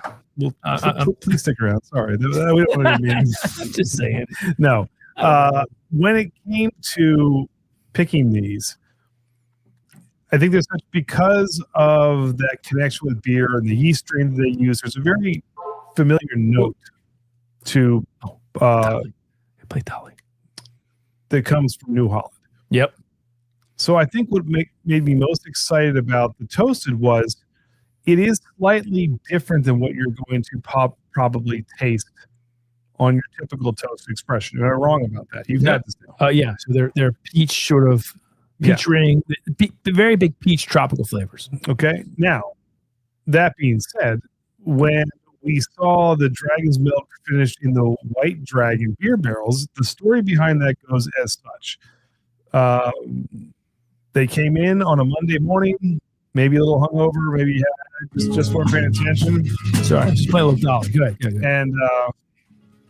And basically, they were supposed to dump the whiskey into regular Dragon's Milk barrels and completely screwed up and dumped them into White Dragon barrels. So they caught the mistake about halfway through the day after they'd done 4 barrels and said, we have no idea what the hell we're going to do with them. They told us that story because we were looking through stuff to try and said, wait a minute, what is this? And they're like, they're mistakes. I was like, are they on the table? And they said, essentially, no. Until we chatted a little bit, and then it was back on the table. So White Dragon came to be. Let's drink that first. So this does have your traditional notes, those tropical notes. So what do you want to drink first? Yeah, let's do that. Let's do that first. That's All good. I mean, actually, no, we should probably do the other one first. This is going to wreck our because this is a peach ring. Let's do toasted first. And then this is one of 10 single barrels that were released this year. There it is for groups, I should say. Coming in at 100 and Andy, what's the proof on this? 121.1. And this is like a little over 4-year age statement on this. How cool is this? This might be the coolest bottle we've ever released. Like how cool is that bottle? The tater sticker sucks, but it's the cool. Tater sticker is this big, guys. I'm sorry. Why they made it so freaking small? Jay did that, and they put it right there. It's super small. This is called. What is this called? I don't remember what this is called, Eddie. Dude looks like a dragon. And it's still got those tropical notes. This thing is still wicked. It's got it on the way in the background, though. I get a bunch, though. Like it's like a confectionery sweetness on this. Like the marshmallow and the confectionery, I think, is paramount. I think the tropical notes are way on the background on this. They're there. Mm-hmm. They're just not. That's what I like. It's a little off profile. It's way off. Yeah. Oh God, that is so freaking good. That is so good. Yeah. Wow. It's rich. It's layered. It actually goes from sweet to sort of that tropical note, the little bit like richness on the back end. Great finish. What did you guys like about this when you tried it? Do you remember that? Well, I mean, that it's off profile. I know that. That's that one thing. We did like that it was off profile, but one of the things about Dragon's Milk is that people love the profile. Oh my God. But almost like the Bardstown, like that is candy in a glass. May say without the peach. May say that, they are looking for something slightly different. I think that's what brings this to the table.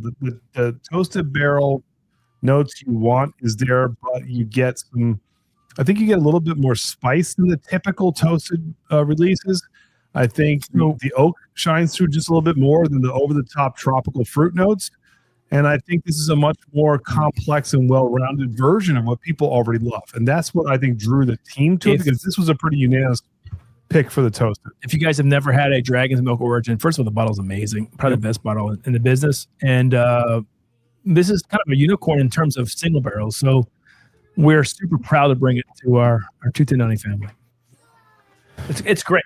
We'll have full tasting notes. We had just gotten this. And all I can say is it's a confectionery sweetness with marshmallow. And I even said graham cracker. Then there's this sort of underlying sort of spice to it. That's but yes, really there are definitely some beautiful spicy notes, some wood notes that I think get those notes to you. Really kind of almost like that's so good. There's some reminiscent notes of that Gariano we just tried, like a little bit of that kind of almost like that French oak style that kind of plays through that buttery kind of vanilla notes that I think really plays well with this. This is a beautiful team. Where's Liz B? Where's Tim Borowski? Where's I can Tim only Cornet? get one. Which one? Okay, well, look, I don't want to say just pick which one to pick.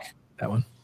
So if you've never tried a toast, I think you'll be happy with this. Now, Todd, I don't know why you said that one. No, because you'll never ever get this. That's again. true. So so you have to decide what you want. We're gonna try this next.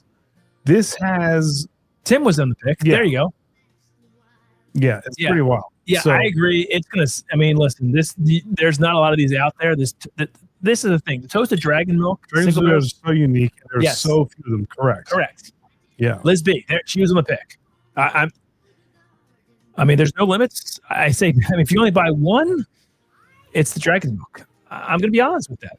Yeah. I love both of these. I would disagree. I would say if you only get one, get the beer barrel bourbon because we will not be able to get it anywhere else. It is a one and done, 4 barrels. The other 3 that's true are allocated for the distillery. Let's get into that. Here's the beer. We'll do this. So here it is. I'll show it again. Here we go.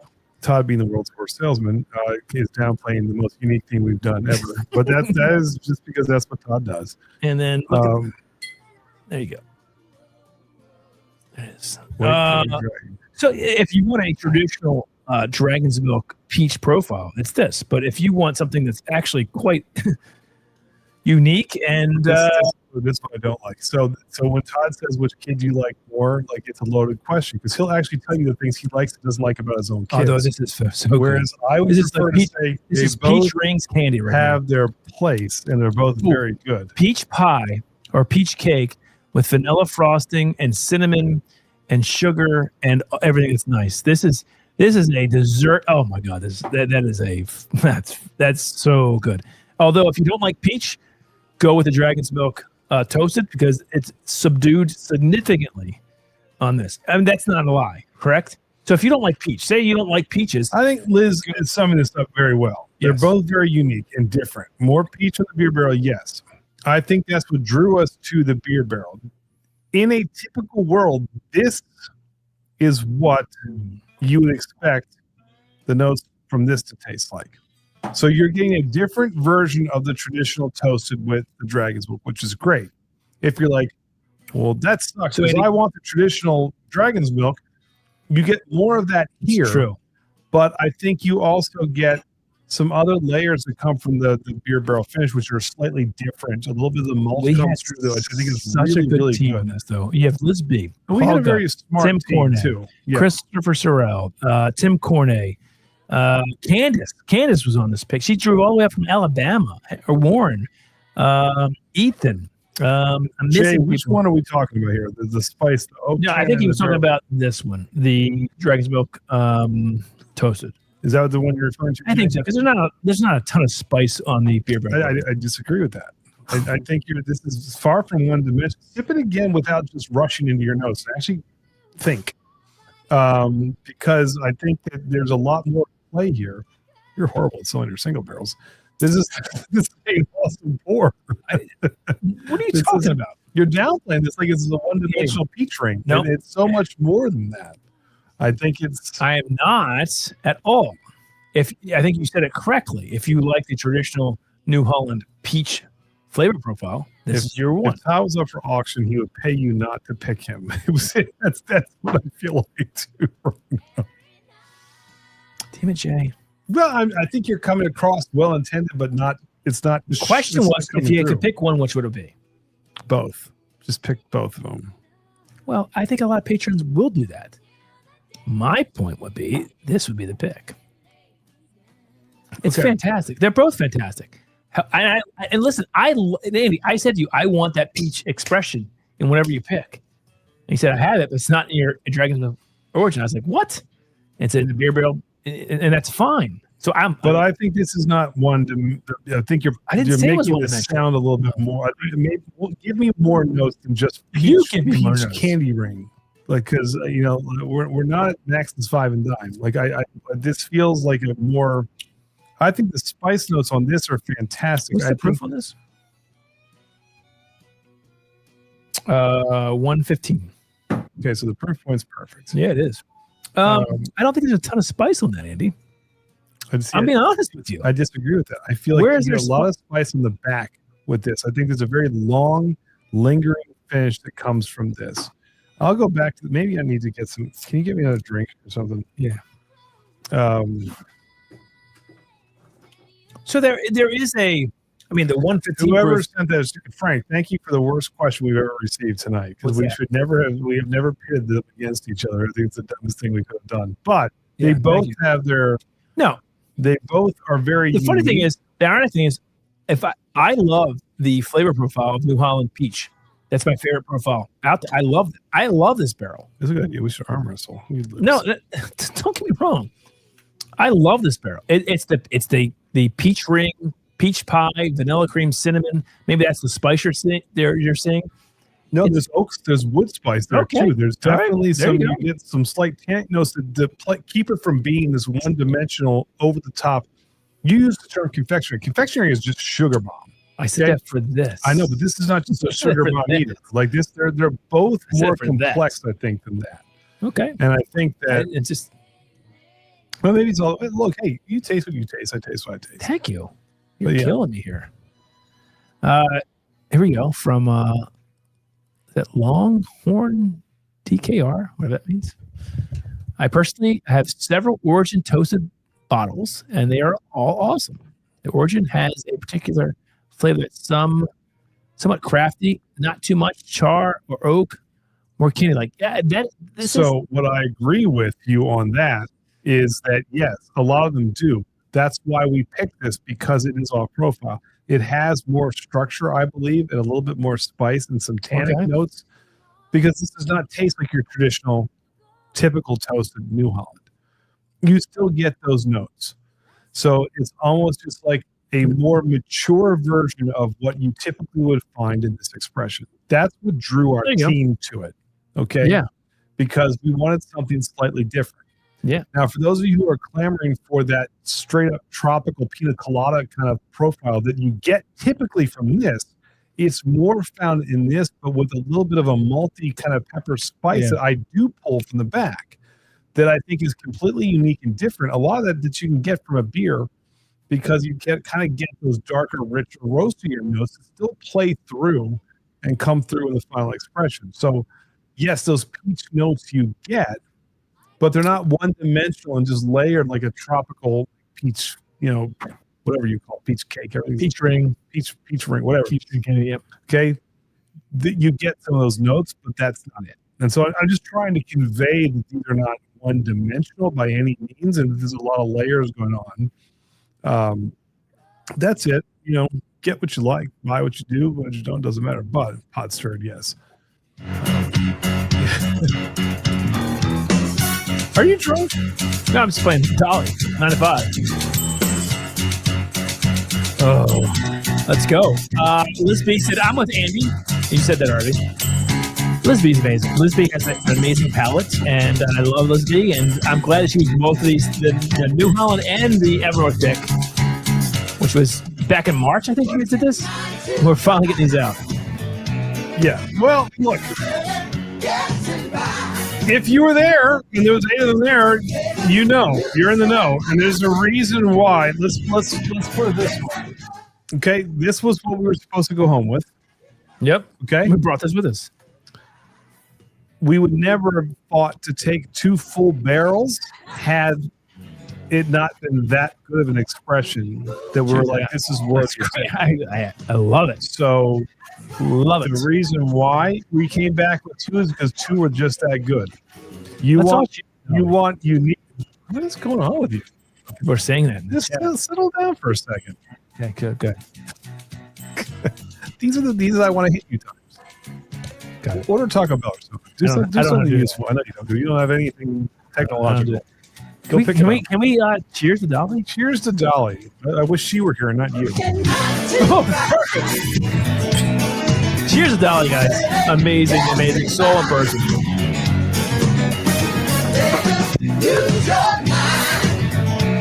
And Dolly, we're about to find out if you guys pulled down or not, because we never played any of your music before. So we have not. End up getting. There's a song called Lil Andy. I don't think it's even Dolly Parton. It is Dolly Parton. It's a horrible song. Well, it's not horrible. It's a good song, but it's about a karaoke version. It's about a homeless girl and her dog that die. It's terrible. All right. We have one more thing to do. You're playing. Oh, we're going to keep going. Preach. All right. I don't think this is Dolly Parton, though. I think it's somebody else singing. Todd, it says, what is this? There's a lot of Dolly Parton on him.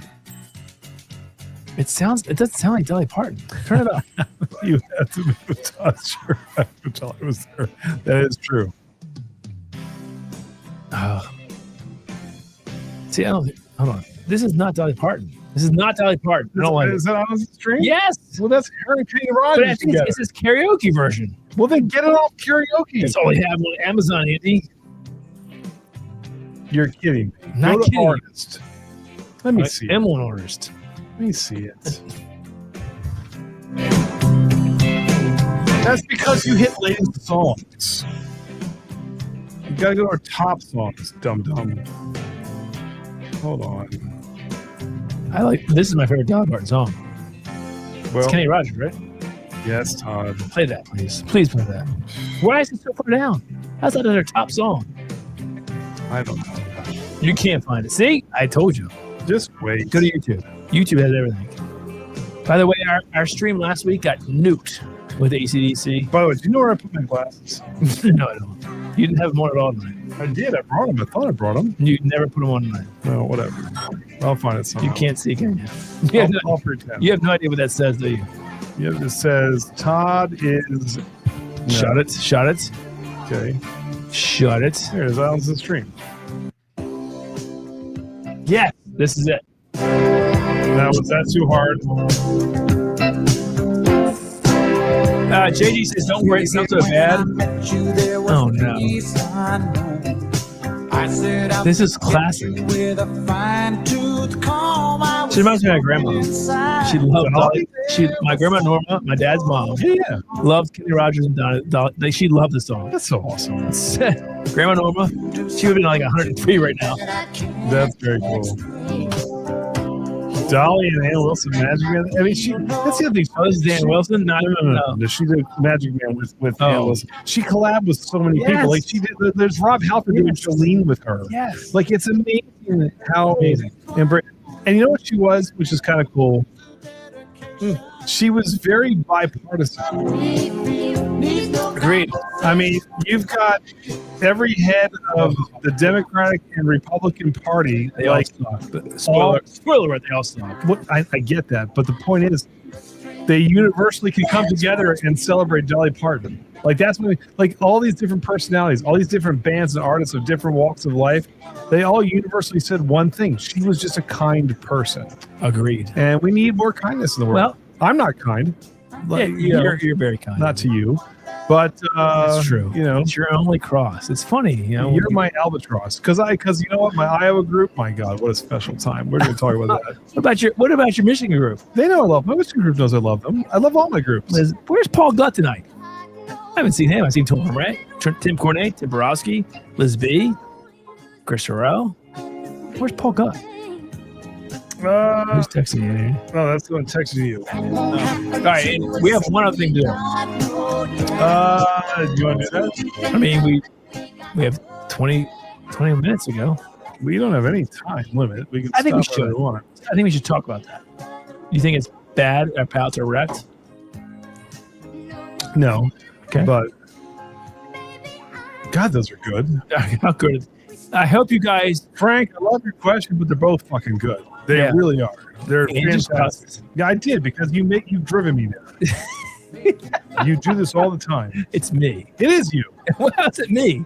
I didn't answer the question or because you stir the pot and then you sit back with that smug look on your face. What did I do? You sit back, you're like, oh.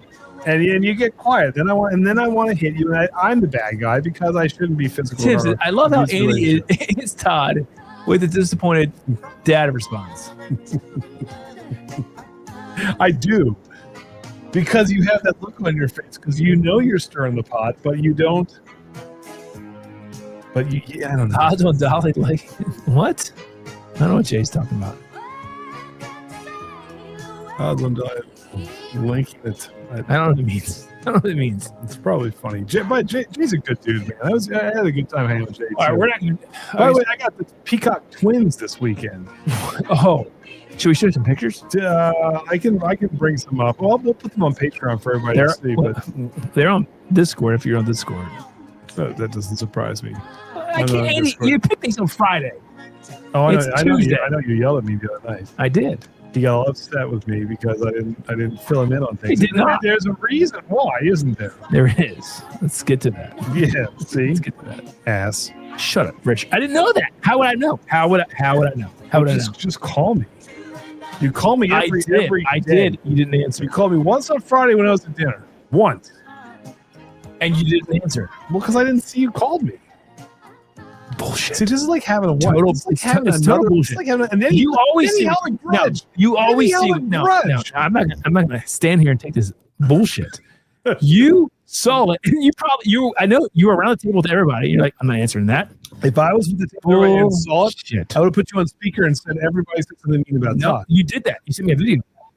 It was after that. Oh, there's more. Whatever. I'm sure there's more.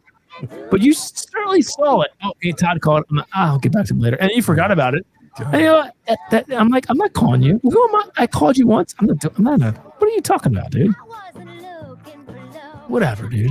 You pissed me off. Let this be a lesson to all of you. If you're from Utah, and that's fine, there's nothing wrong with being born where you're born or the religion. And be that you choose careful what you're saying right now. But I think polygamy is a really bad thing. I wouldn't recommend it. I have multiple wives. Yeah. And I should have stuck with the one at home because this one is a little bit more difficult. I'm not going to lie to you. So you're difficult. See? Trying to juggle 2 wives is tough. Well, you're my wife of 40 years, 45 years, so I take precedence. You don't want a third ex, so you better be You don't. you better be careful. True. Shut up, Richard. I hate you. God, you're an asshole. Oh boy, I'm sorry. Okay, I'll pull it back together. Roll it back, dude. All right, so this Friday dropping Dragon's Milk, Origin Series Toasted Cask Strength, and our beer barrel bourbon finished in Dragon's Milk white barrels. Yes, this Friday. Tasting notes, tier schedule, all the information over the next 2 days. Now listen, love you guys. Hopefully this sells. We have a lot of bottles for these two, like a lot. No limits.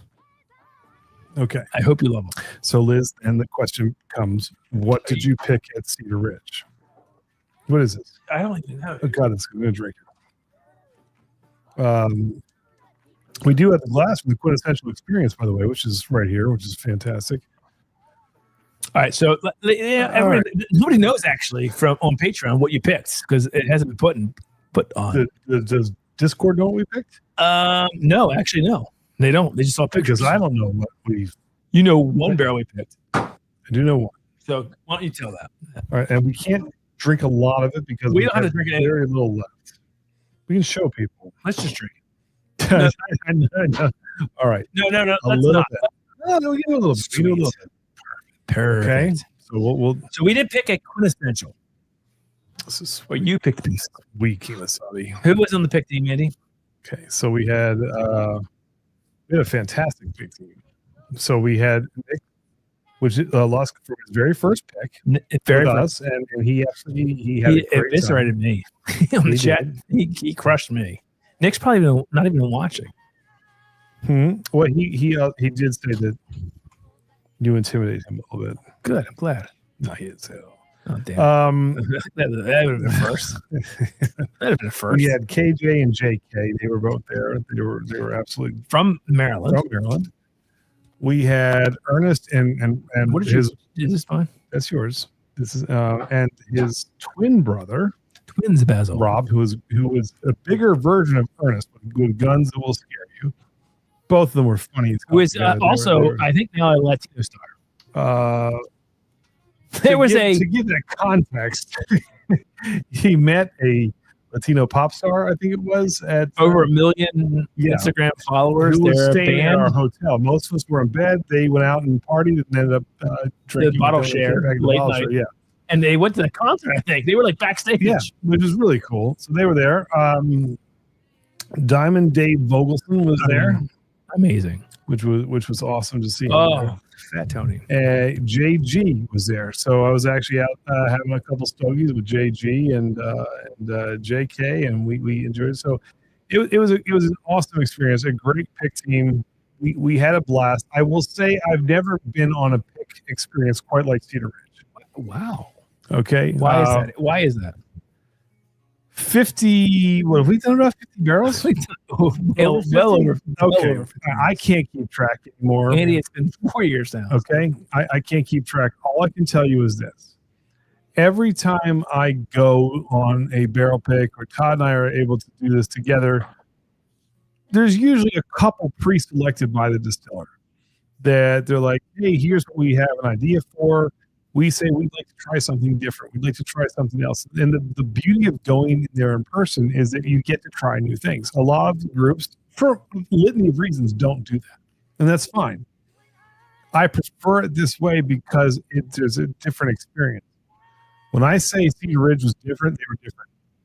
We went to 2 different rick houses, and all Murphy did was say, basically, good. Here's my drill. Are you sure we can hear?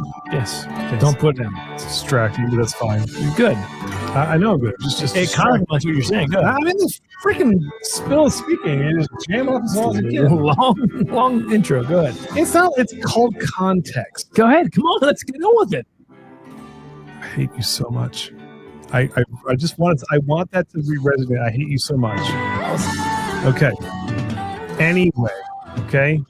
Dolly Parton and Freebird. Fucking Todd. God damn, now I cut twice. I hate you. I hate you. And I'm sorry. Anyway, all he did was bring a drill and said, guys, I don't have a thing That's amazing. ready for you. I want you to look through all these different things that we have and pick what you think works for you. So the pick team and I went out there and we were going through all these different unique finishes and all these different unique barrels. Oh, that's so good. Okay? You Boise Council. Yes, we do. No, we don't. But we came up with two that everyone really loved the first day. Okay? One of which was not a quintessential, which was all the Discord chat. Break my heart. Please bring a quintessential home, and I can't believe you did not win. And I've always said best available. That's it. If it's not the best one, I don't want it. So you try quintessentials. Try some. Yes. There's a Saltern that some people liked. It's alternatives people love. You said not good enough. I said no. Yeah. Okay. There were two that I really liked. Okay. We'll get to those in a minute. They were not quintessentials. They were not quintessentials. The next day, we were invited to their 21st anniversary birthday party. This is where things got really fun because we were the first group to kick off the quintessential experience with Murphy Quinn. For their anniversary party. This was their anniversary party, which was absolutely fantastic. The staff was incredibly knowledgeable and it was great. So he poured us 6 barrels, but there was a bunch more that we got to try that day of some quintessential and different finishes. Now, for those of you who don't know, Cedar Ridge is also a winery. And we got to meet Kent, who is the head of their wine production program, head of like planting the grapes and all those things. Iowa's climate's crazy. And so you can't do traditional big European grapes. You can't plant Cabernet Sauvignon or Sauvignon Blanc or any of those things. They have no red wines? They have reds, they have whites, but they don't have the old European vines. So what kind of reds do they have? Because, so I'm getting to that. Okay. All right. The traditional European vines will die because of the temperatures, because it gets too hot in the summer, but really much like Maryland. But Maryland's okay. The heat's not the bad part. It gets too cold in the winter in Iowa. There are days when it'll get colder there than than Maryland. Yeah, it gets in the negative degrees. They average a few weeks where it can be in negatives. Yeah. Oh, okay. It gets really cold. Got it. The other misnomer about, and I'm just going to geek out on wine, bear with me for a second, about Iowa is that it is nothing but corn. It's flat. And he was almost a sommelier, weren't you? You were very close to doing that, weren't you? I did a lot of studying. I didn't take any type of You were certification. You were going that rabbit hole. I was heading down that rabbit hole. Okay. Yeah. So the other thing that people don't know about Iowa is that it's not that flat. People think it's flat, but it's very hilly. It's very hilly. Really? It's very green. There's a lot of trees. Yes, there's corn on the interstate. So when you branch out, it's a lot more. The topography is much different in Iowa. Yes. Really? And I can say that. I've been to Davenport, I've been to Iowa City, I've been to Des Moines, I've been to Cedar Rapids, I've been to Cedar Bluff. They're all very hilly and green and beautiful cities. Okay. It's a pretty state. All right. But that's perfect for grapes. The problem is you just can't do the traditional big European grapes because it gets too cold. So there are hybrid grapes. Okay. This is basically when you kind of crossbreed grapes that are hardy enough to handle certain temperatures. The first one that we tried was called a lacrosse, which is a hybrid grape that came, I believe, from the University of Wisconsin. And it's a white wine grape. It's a white grape that has very similar qualities of a Chenin Blanc, a Pinot Gris, and a Sauvignon Blanc, kind of all wrapped up together. And it was sensational. So when I tried, right now. It was the very first quintessential I tried. We ended up trying an Oloroso Sherry. We tried a Marquette, which is another one of their hybrid grapes. We tried a Port, which is the one I thought I wanted to take. But this one absolutely blew my mind, and the rest of the group was in total agreement. This thing was so freaking good and unlike anything I'd ever tasted in my entire life. This tasted like it legitimately, you can smell. Oh, it's so good. I actually, I'm going to stop. I want you to kind of describe this, because you can't just do Fat Kid Candy on this. You actually have to do some different notes, because it has this wine profile, but with a whiskey body. And it's got the American single malt. I think of quintessential. It's got that American single malt. It's not at all smoky at all, I don't think. Nope. It's malty. Someone described another quintessential as doughy, not like that, not bready. It doesn't have those notes. I think it's more wine forward. Very much. In that vein, you get. I said like pear and like lemon and more tropical like fruit. It's fruit forward with a malty backbone. Does that make sense? I had a couple of the. Does that make sense? Yeah, and a couple of the pick team came up and said, "Are you?" But I also get chocolate mid palate too, which is crazy. It's a wild ride. Quintessential is what they're known for. Oh my god, that is so fucking good. Mm-hmm. That is so fucking good, and that is 100%. So you get notes that you will not get on another whiskey. Holy shit! People, I get lemon zest. Yeah. With chocolate. So you're getting them. So you get pepper and lemon and lemongrass, and you get a little bit of malt and almost a touch of pepper on the back of like almost like some citrus, and all these things that shouldn't work together coalesce into this perfect pour. I did not expect this to be.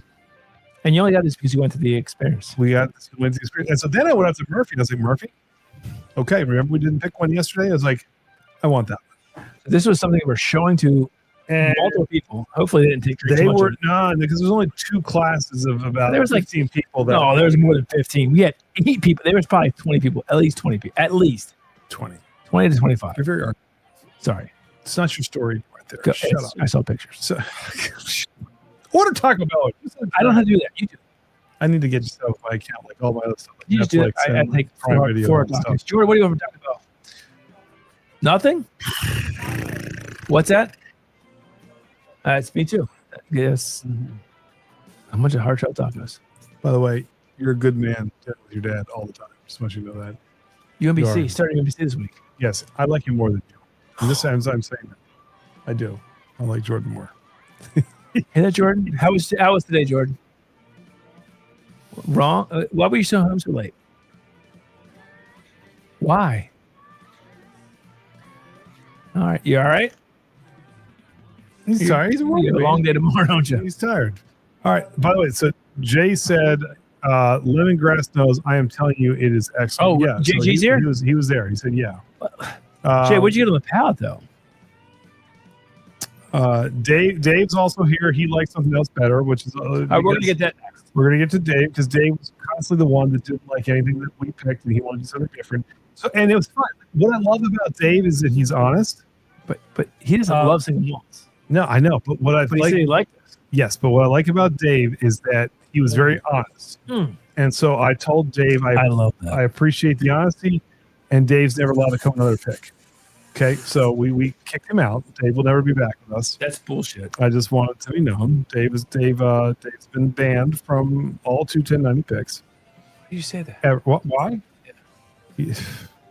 Bend the knee, kiss the shield. You know what the deal is, Dave. No, Dave was great. And you know what I love about Dave is he knows what he likes. But he also will tell you, even if it wasn't his favorite, he knew we picked some bangers, so he got in there. So because he has a profile that he likes, which I think was perfect. Now, Dave is great. I love him to death. It's very rare that you get unanimous picks like we did at 13th Colony, right? Right. But we did get a lot of very, very close. Like everyone came back saying these things. Same about like the Newhan. Like you're never going to get unanimous, but we all know coming back we're going to come back with some bangers. This is the most unique essential experience I think I've ever tried. This is fantastic. Listen to that. Jesus. I'll drink this all. You're going to drink it. Well, that's the New American Oak. The fuck. You can't drink much of it. What are we going to do? We would do. There's like nothing left of that. We can drink a little bit. This is- and we'll make a decision. We have to. Okay, so now let's go back a day. Why is there so little of that? Well, because Like there's a lot of this and none of that. a lot of people took samples, and this Okay. is smaller. This is a smaller bottle, Todd. Look at the difference. Okay, There's whatever, dude. when you measure, this is you. This is me. You're You can tell small, I'm big. You can tell the difference. Whatever, dude. There's way more liquid in that than in this. Liquid parts. Hold on, stop. Now get off. What's different here? What's different? But you just put them down and pour it. I'll pour it. Gee, I clean the Oh, my. glasses. Yeah, so, all right, I'm gonna make Andy happy. Did we sign a prenup? No, what's yours is mine, and mine is yours. We're together forever, Andy. we're very advanced here. There's no state. What should I play for Andy? What Andy? Chat. What would make Andy happy right now? Sweet Cindy. JG. Frank. Anybody else out there in chat land? Whiskey Twins. What would make Corey? What would make Andy happy right now? I'll play it for him. Can we watch? Can we watch what? Candace, what would make him happy? If Todd is left, what does that mean? You're just reading half parts of chats. I am biased about the Iowa Firehouse. Cindy. I have been a few places. Oh, Damn Yankees. People, okay. Yankees, Nirvana. Hold on. Who? Christian. Christian's great. I love Christian. Nirvana. No, Christian. It's a Andy would be happy if you would sell your single barrels instead of taking people. talking people out. Yes, that's true. Is that Nick? That's Nick. Nick hated me. He killed me on the chat. He didn't hate you. He eviscerated me. He said, I helped him. No. I enjoyed that he Nick, came on. no. Can I defend Nick? And he crushed me. Can I defend Nick? Crushed me. Remember when you said Crushed me. when Frank said which one would you take, the beer barrel bourbon or the toasted? Mm-hmm. Whereas I was trying to be unbiased, Mm-hmm. and you were like, take the toasted. Okay. I asked Nick, who is the better member of 21090? And instead of saying you're both great, he was just, my God, it's you. Todd is far below. And that's what happened. It's the same thing. You don't ask questions you don't want answers to. And then it just kind of expanded from there. So I just wanted to let you know that's not Nick's fault. The question It's funny is because posed. nobody knows it. Oh, I'm gonna say it. That's right. Nobody knows who I am because I Besides his live don't streams. do confectionery in a glass every day for a short. Just saying. I know. Just saying. I thank you for doing that. I know. Like I thank you you thank me for the 50 plus barrel picks that I had Todd, done. I that's gave brought you people in. tasting notes above. What did JJ say? What did he say? All right. What did Dave just say? Jesus. Oh, shit. Are we getting these or not? Yeah. Are you ordering Taco Bell? I'm ordering. Yeah, I'm ordering for you. Like, What is Nick, it? What is Jordan, how it? many hard tacos you want? 3? Nah, at least I'm just gonna. 7, I'll just like 12, 10 hard tacos. I want 3 or 4. He wants 3 or 4. 6 hard tacos for us. 6 hard tacos for you. Okay. You want hard tacos, don't you? Yeah, I like how. No sour cream. Just cheese, lettuce, and beef. Get the sour cream. Get the whole Hold on. box. Like 10 of them. It works. Okay. All right. Whatever else you want. I want you to shut the hell up. All right. Enough of you making fun of me. I'm not making fun. 9 to 5. That's Dolly. Come on, Dolly. Come on, Dolly. All right, we're gonna get these whiskeys or not? What do you do? Okay, sorry. So we'll Which one is this? X. Okay, so here's the thing. Show. So we're looking for some unique finishes. Okay, we're looking for something different. We're allowed to go pick whatever we want. And I saw one in the corner. And My glasses are clean. And These are your true clean glasses. Okay. There you go. this is which one? I have no fucking clue. Damn it! I don't drink it. It's probably this one. No, it's not. There's hardly anything left in that. What did you bring? Why would you bring home that little amount? This is what I was given. I don't know how many people. Can you give a little more? I think people were doing this up when I passed out. Jesus. Like you come home with like half an ounce. At least Like- I came home with something because you didn't go out there. Stop talking. Our next pick is the Reveries, guys. I can make that. I'll be there. Ironically, I think I can make it too now. He's gonna be bucking with me. You okay with this, dude? Yeah. No, I might have to stay in the same room as my. Yeah, I love it. We're gonna be Reveries pick, guys. There's no other group that does Reveries picks like us. I'm just saying, there's none. Careful, Brett's in the chat. I love Brett. Just careful. And he's Brett and Hack and Mac have done some of our picks. They do great picks too. I'm saying we've done 10 so far. Don't go getting our. No, all right, Don't go making enemies. I'm not making enemies. You always make I'm enemies. sitting facts. I got some facts for you. You want to hear some facts? Can I drink some whiskey? What is in this glass? I don't know. It is your glass. Oh, this is the Fram. That's great. These are your two clean glasses. Okay, all right. So can I pour the maple? Is this X maple? So one of the ones that? I saw was a maple finish, and after a bunch of finishes, this one absolutely blew people away. This was fantastic, and X maple syrup barrels, which were just absolutely delicious. It was So it's fit for Florida, right? Nick actually described this as fat kid candy, but it I was like that. complex. It was great. Yeah, that's enough. That's enough. There's a lot left of this. Just a splash of that, though, because there's hardly anything left. No. Part of the problem Splash. was we also found a double oak bourbon that was both really good. Oh, what is this? Hold on, the lacrosse lemon citrus tang from a pear creamy sweet. It's only going to be KJ. Yes, KJ. I can't wait for you guys to try the quintessential. That is By the way, a unique. you want to tell you about a good couple? KJ and JK. They're traveling, retirement, doing their thing. They're going out and they're seeing the world. They were so much fun to have on this. And next week we will pick the pick team for Crittenden's. And they may be on that. It is possible. But anyway, yeah. So put it this way: the lacrosse was outside of anything we've had before. Now these two, both bourbons. So hold on. We're we have the quintessential. Right? So I picked the quintessential. We're good. Okay. Good. Now we had 8 people on the team, including myself. 4 went with one, 3 went with the other, and I was kind of like the 4th member of the team to make the decision. I did not want to make it there on the spot. I said, let's bring this back home.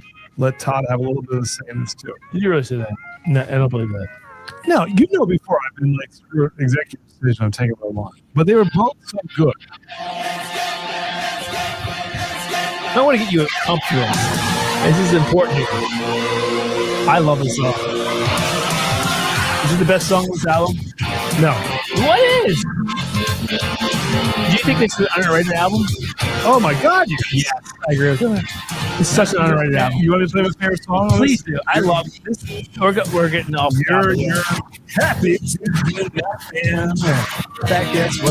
You're not going to like that record. What? Well, actually, there's 2 songs. Well, actually, but I love this song. But, ready? Here we go. All right, let's go. All right, go. So what do we have here? So you distracted me. I want to get you back in the flow here. We're picking barrels here. We have to pick one of these 2, right? Okay, so Ernest basically said we tried to get the answer. We tried to get Andy to pick 3 barrels. That is what is happening right now. Let's pick 3 barrels. Let's pick 3 barrels. There is a bourbon finished in maple. I say we pick 3 barrels. Was absolutely. Well, let's try them both. Here's the maple. Let's do the maple. We're gonna maple first. Do maple first. All right, cheers. Cheers. This is one of the most unique things I've ever tried. This is X maple syrup barrels. Mm-hmm. You just went right in, didn't you? Oh God, that's good. What do you love about that? Yeah, I love stand up kick. Love most of that. Might be up there too. That and White Lightning, Cindy, simpatico. All right. First of all, you would think this would be sweet on top of sweet on top of sweet, but there's enough spice and wood notes to balance this out. I'll take that. It's gorgeous. I'll take that right now. It's gorgeous. I'll take that right now. Everybody said that. Then they tried this. Okay, and this is where Diamond Dave came in and said, no, everybody, listen to me. I'm Diamond Dave. I have multi-platinum albums, and I was on a What did Ernest and Robert want? I think they were split. They could go. Either way. Ernest, what did you like better, the maple or the double oak? I don't remember who was who on which. So we are at Cedar Ridge. We have a double oaked bourbon and a maple Christian. bourbon. I've never had listened to 21090. It's a long story. Very long story. It is our zip code. We spelled out the 10. That's all it is. Very simple.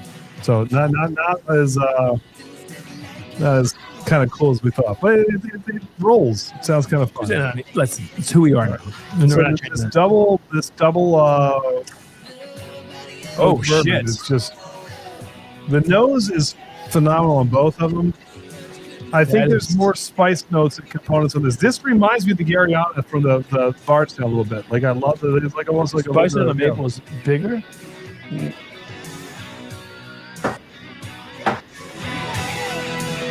By the way, did you hear Vivian's cancer's back?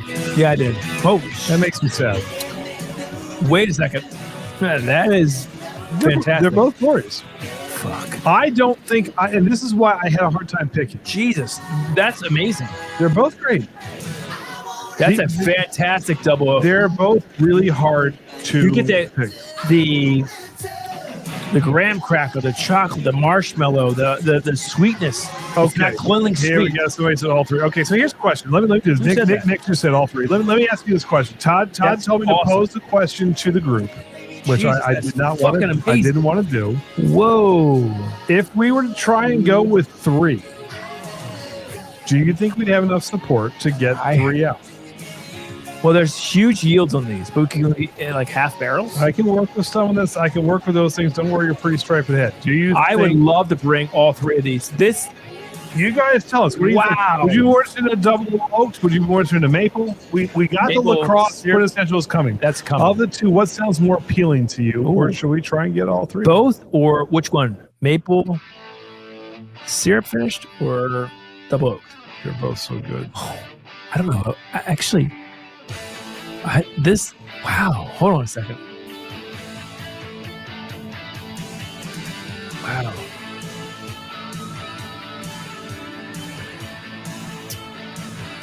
That is fat kids. The maple is silly good. I'm curious. What? So you had 8 Patreon members, including you, right? What was the vote split? Well, tell me who was on what side. I don't remember everybody who was on what side. I can just tell you it was split. Dave, I'm sure, was on the double oak. Dave was pushing heavy the double oak. But Diamond Dave Double Oak 2.0. If we pick this, it's got a name. So double oak, City likes the song me too. What'd she say? I've had maple. Yeah, I mean they're so good. We asked both, but the maple edged it out for me. That was KJ. I would buy all three based on the notes. I would buy at least 2 of the double oak. Who said that? Of any double oak, yeah. Yes, the double oak. Maple, but I'll do it. So people maple. Here's the thing: the maple's going to be the more unique of the two. Yes. And I was dead. I went off three. Here's the thing: I was dead set on the maple because it was so good until I tried this. And Dave's not wrong. This thing is bloody. It's a beast. It's one of the best double oaks we've ever had. So we could. God damn, that's good. Oh, Whiskey Twins activate! There we go. We got Rob's here. What's up, Robert? What did you like? The maple, the double oak, or both? This is it. We may not get every half a barrel of each. That probably because they're full barrels, but we can't sell all this shit unless you guys want to. But it's a lot. We don't have that many Patreon members. But I can see where the pick team had a trouble. Oh yeah, these are wow. Oh my god. I love this double oaked. I love the maple finished. Quintessential goes without saying. Take that and run. But these two, if we get half barrels of each, I'd love that. I would love that. I can try. I think we should try that. What do you guys think? Half barrel of each of the maple finish and the double oak, and then take the quintessential and let's get out of here. I mean, 3 amazing barrels. We get a little piece of the pie of each. Let's go. All right. And you get an order? You get the order. Yes, sir, buddy. I love Tuesday nights. I hate Monday mornings, but I love Tuesday nights. What do you guys think in the chat? Jeremy, you're the best. Let's play a little Dolly's. Wait, hold on. Dolly did Stairway to Heaven. What the? Dolly's done everything. Dolly is a. I saw it today on Twitter. I was like, I was like, this album's so good. God, it's good. how about this song? Oh. Top 15 Def Leppard songs of all time? Yes. Yeah. Yes. Right. This album was criminally underrated because of when it came out. And so is Stand Up Kick Love and Emotion. So is White Lightning, which they played at their Vegas residency. Okay. Heaven is a great song. This song. Make love like a man. I love it. Make love like a man. I'm a man. All right, let me play what that's what I do. You love Def Leppard so much. I really do. Dan Callaway said, I love Def Leppard too. He's so funny. You forced him into that. No, look, you know, that's such a PR guy. I love that he knew right exactly what it's like. He was trained in public relations. Loved him. Dude, the guy would you guys want a Green River or Bardstown single barrel pick? We've not done full barrel. He said, yeah. Oh, so I'm in the cross. Yeah. KJ, I'm not arguing with her on that. But we're going to try to, well, yeah, I agree with you on that. What about the other two, KJ? Where's JK? I want to know, what do you guys, what does the chat think of the other two? Can we sell both? At least half barrels? You're talking about 150 bottles. I will tell you, let me tell you what I talked about with a couple people, and I was talking about this with Murphy. He asked me about our base and our Patreon, and I said, I got to tell you, you guys rock, by the way. I said, we are not as big as everybody else, but we are small but mighty. I said, the people who are in our community, they buy and support and love it. They're the coolest, most tight-knit community. Yep. Let me just pick in Iowa. Let me just say this, and this is not to offend anybody else that I've ever been on a pick with. And maybe it's because we spent the whole weekend together. I think it has something to do with it. But I've never seen people gravitate towards each other more. I mean, the energy was amazing. People were just chatting and talking and hugging and sharing and cheers, and it was so nice to see. It was amazing. I mean, I was touched this weekend by the level of just camaraderie that came out of that Iowa pick. And so maybe it was just the scenery of where we were. The weather was perfect. Everything was nice. Did you guys try any wine while you were there? I brought back 2 bottles of wine with me. Did you try anything while you were there? I didn't try anything there. So and then KJ nice stuff. When they went to the Finger Lakes up in New York, they brought me back a Riesling bottle and they signed it, which was really sweet. And they brought, which actually they do a collaboration with.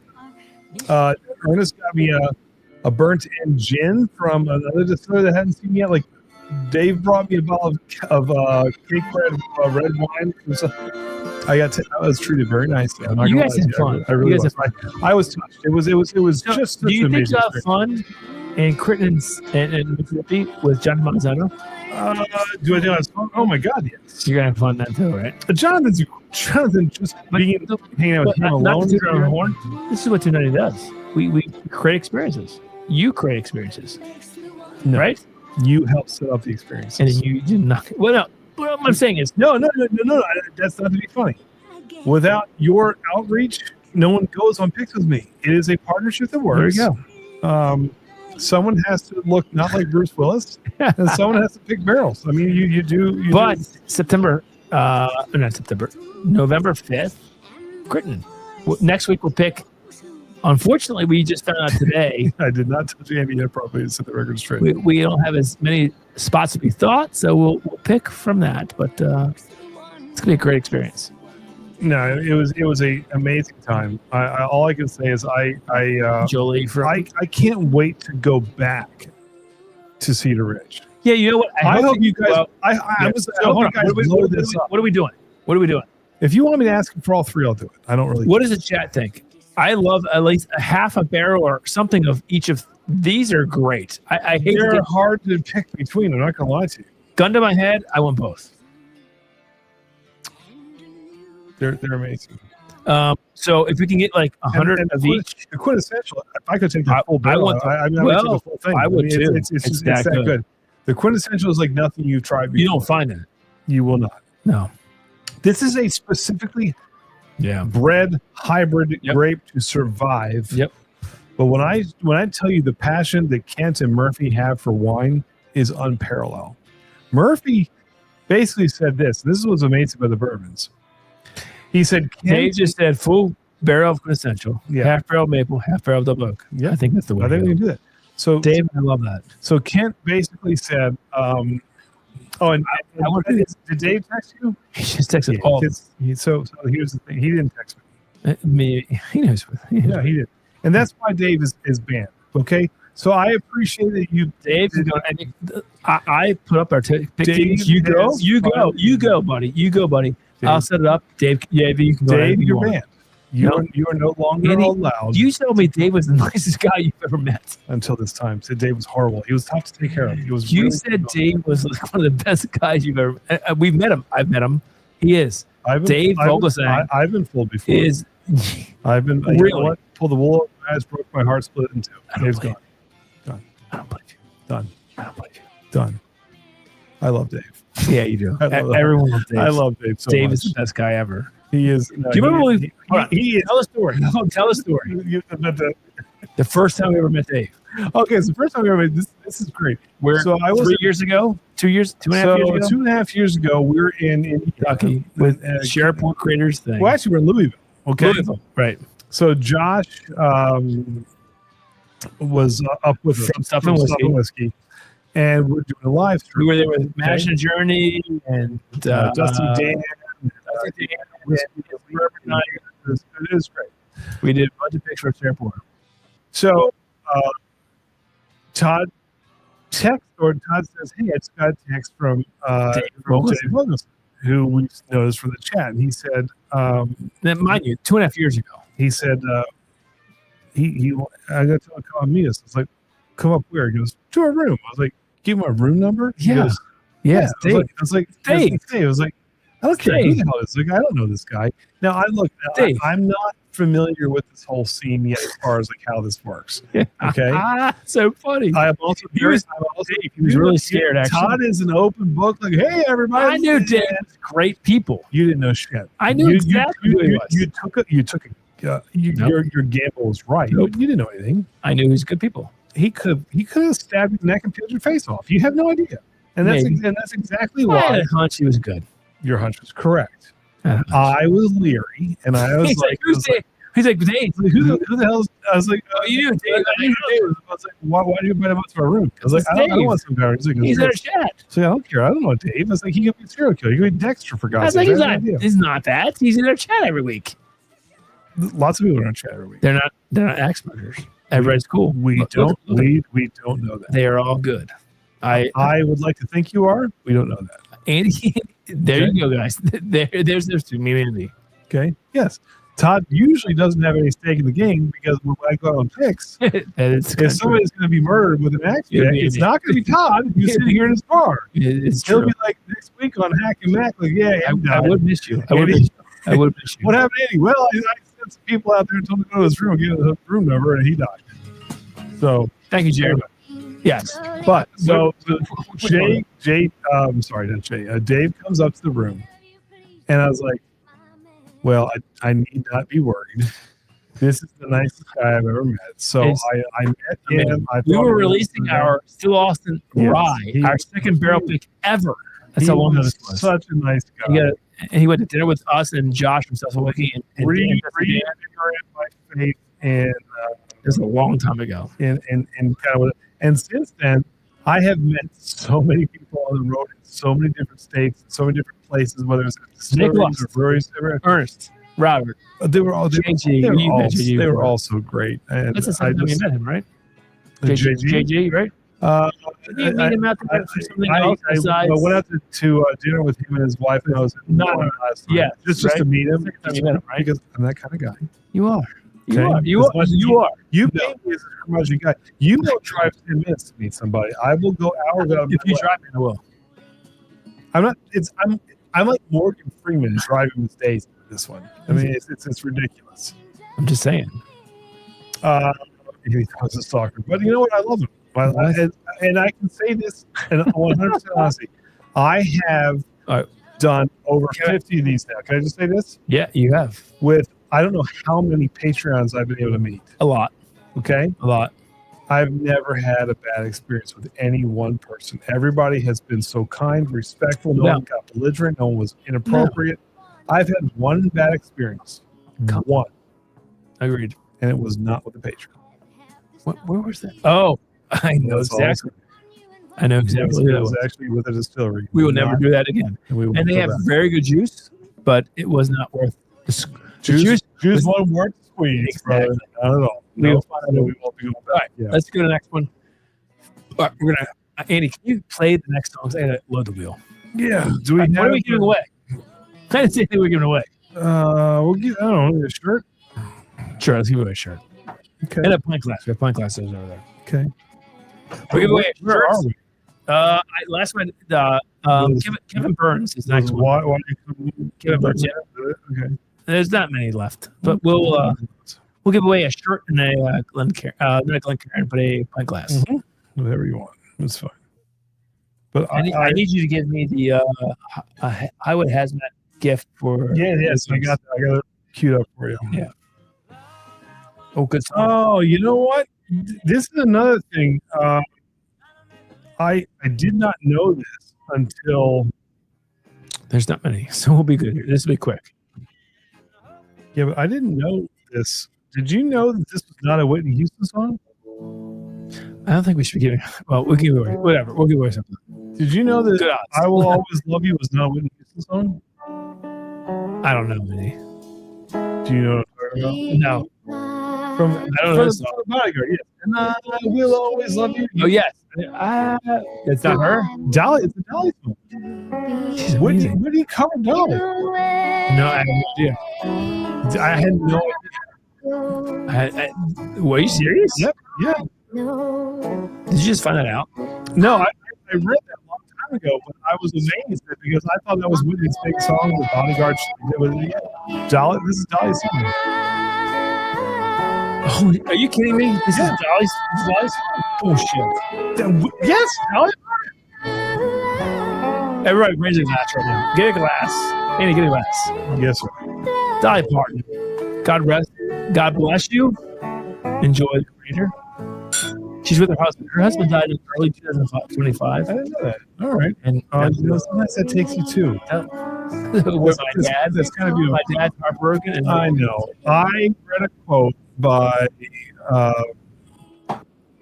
love my dad. The original. I love my mom. She's in heaven, but I worry about my dad because he's heartbroken. It is hard. And I read a quote by A. Milton, the original author of Winnie the Pooh before it was Disney. And Winnie the Pooh said to Christopher Robin, song hits me. If you live to be 100, I want to be 100 minus 1 day, so Yes. I don't have to live. I don't want to live without my wife. I was like, it's just a really sweet thing. It is.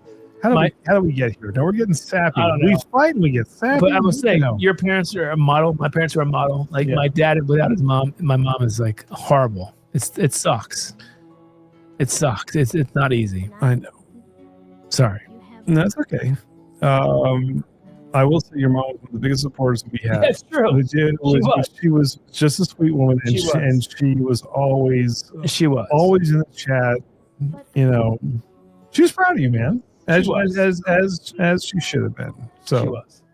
that's pretty amazing. Exactly. And she's with her. Well, now she's rocking with Dolly. Exactly. So Hey, there's worse things than that. Exactly. You know? So that's kind of cool. she did. All right. 2TEN90's just got sappy for a second. I know. I'm sorry. It's Sorry. my fault. No, that's okay. That's my fault. You deserve every bit. Yeah. You deserve every bit of that moment. And I think I don't it's know why kinda that got cool. to me. Well, I mean, Dolly was a cool person because she was kind to people, you know. And you know, that's the same thing. Your mom was like this. She was just a very cool person, very kind person. Yep. So Much like your parents. I mean, amazing. yeah. No, I think about that sometimes. Look, this is one thing we can't escape. That's true. You know what? That is It's the true. one That is thing very you, you can't outrun it. You can't escape it. You can do whatever you want with it. Nope. When the big guy says it's time, it's time. It's time. And so, you know, hey, the lesson to all of you out there, Get your thing. Enjoy the time that you have with the people that you love, and be kind. Live very Dolly-like. Be kind to each other. I don't think it's that hard. Yep. I will say you've actually helped me with that. Why? Because I'm a very private person. That's true. I keep a lot of things close to the chest. That's true. And you would tell me all the time, when you go out, meet people. Yeah. Go talk to them. Go hang out. And I am a people person, but I can actually be a little shy to do the outreach. Yeah, you're not anymore. And when I started doing that, it has been the greatest part of 21090's, going to different places. And I think about meeting JG and his wife in the middle of Des Moines. Or I think about going into Oregon and meeting Corey for a beer, and all these things that were not 21090 sanctioned, other than just going to meet people and hang out. And it made everything about what we do that much better and that much more meaningful. Now when I see Candace and Warren, when I see LP and Diamond Dave, and I can name all of you. You guys did the Peacock with it. Everybody was so KJ. Everybody has been so. Christopher David, who was the first one that accompanied me in all these things. Oh, of course, Trey. He's got a newborn baby. He's somehow watching this at I'm just night. Even locally, Trey, have you got your onesie yet? These guys, yeah. We sent Corey Trey a 21090 onesie. I just want to say I want to see a picture of little models when it comes. It takes a while for that to come, but it's been rewarding. Let's just put it that way. Well, that's cool to say, Andy. So I'm humbled by it. If you look at our first videos on this channel 10, 11 years ago, you hated being on camera. You hated it. I forced you to come on. You did. And we had Eric, and he was even worse. He was okay. He did his best, and he also didn't have time to get better. No, we didn't do it. Trey, how was the mother? How's baby Miles doing? I think great. Who's this? Love it.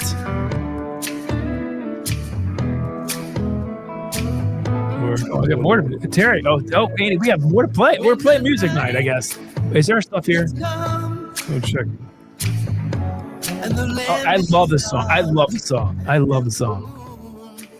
Oh, shit. I have no idea. I won't. Guys, this Friday, our New Holland picks are.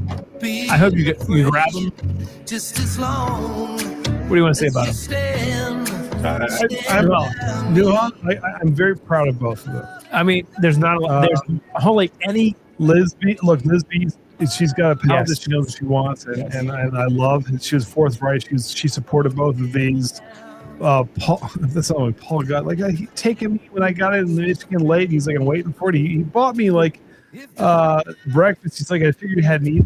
I'm just kind of touched by how cool the patrons have been. This is mainly a Michigan community that came besides Candace and Tiborowski came. They traveled. Pick these two barrels. You don't find many New Holland barrels. No. They're fantastic, guys. Again, we are all about unique craft distilleries, and this is it. I hope keep doing it, and we will bring you more. Yeah, pull up the wheel. Let's get a T-shirt out to these people, and a Glen or a pint glass. But all I can say is honestly, you have some other things to play, Andy. Yeah. No, I didn't. What else do I have to play? Well, where are you at? I think I'm caught up. Well, maybe I'm not. Oh, you're not. I mean, Terry Paris says Firehouse, so you haven't played that. Oh, Firehouse. Oh, yeah, I missed Firehouse. And then everything's beautiful. Okay, I'll do that. Everything's Beautiful by Dolly and Willie. You haven't done that. I'll play. I got you. Baby Duty by Greg Stream. You haven't done. Where did you do Cora Trace? Where are you at? It's coming. I didn't see those. You have a lot to do here. It's all right. Where's our Taco Bell? It's coming. We'll get to you. Next Tuesday night, we will pick unfortunately, only 3 winners of our Critten's pick with Jonathan Maizano. Candace and Warren, and LP, who helped us get this pick, are on it. We thought we could have 10 or 11. Well, we can have 8. That's stretching it. So we'll pick 3 winners from those who said they're in to see if we can go to Critten. Oh, yes, Andy. Little Firehouse to pick me up. Come on, Andy.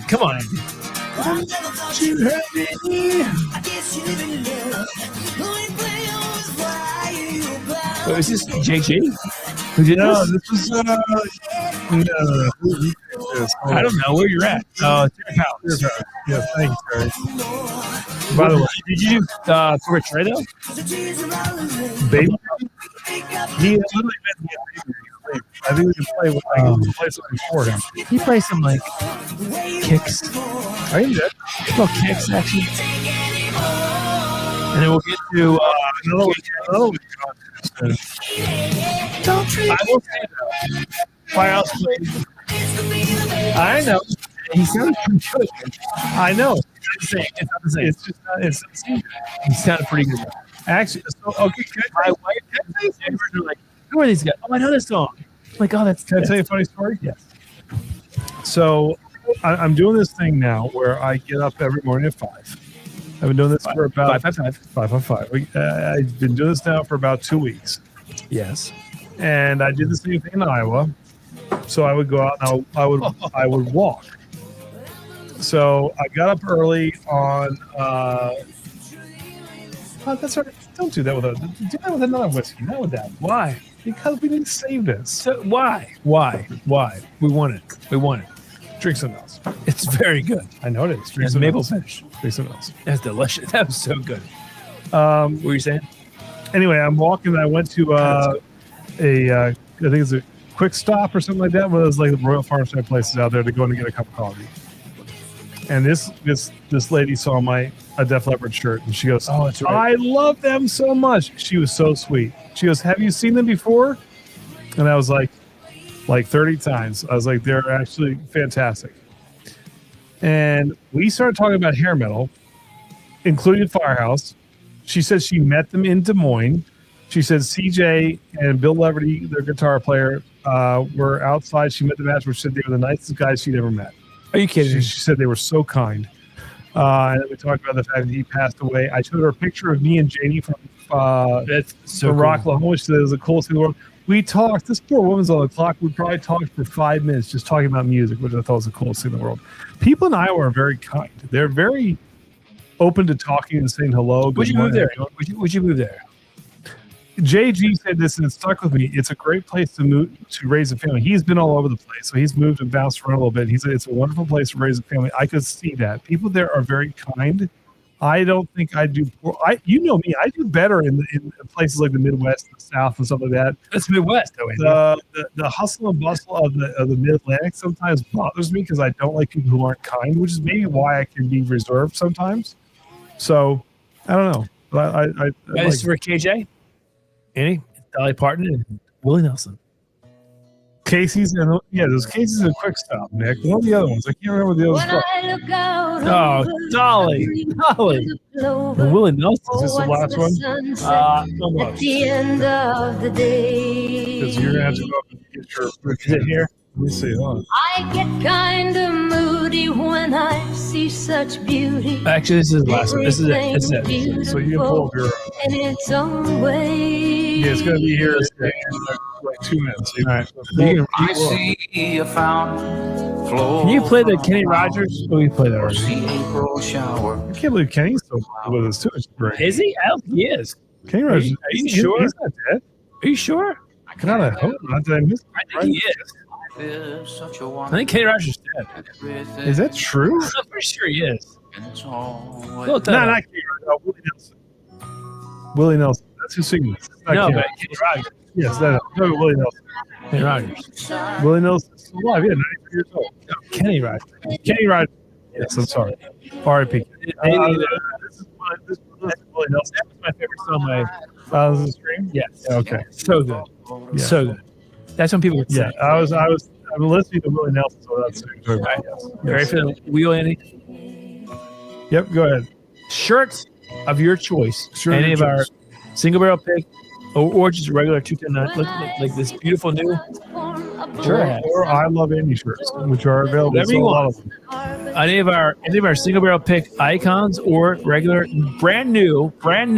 We have actually a new logo, by the way, which will roll out. I think it's more sleek. Todd designed this one. See here. God damn it! You just dropped off our shit. My wife's so mad. Andy, roll it. Roll what? The wheel. Then pull it up. Oh, that's right. It's the wrong thing, too. Did they ring the bell? No, but it's on my ring, so she saw it.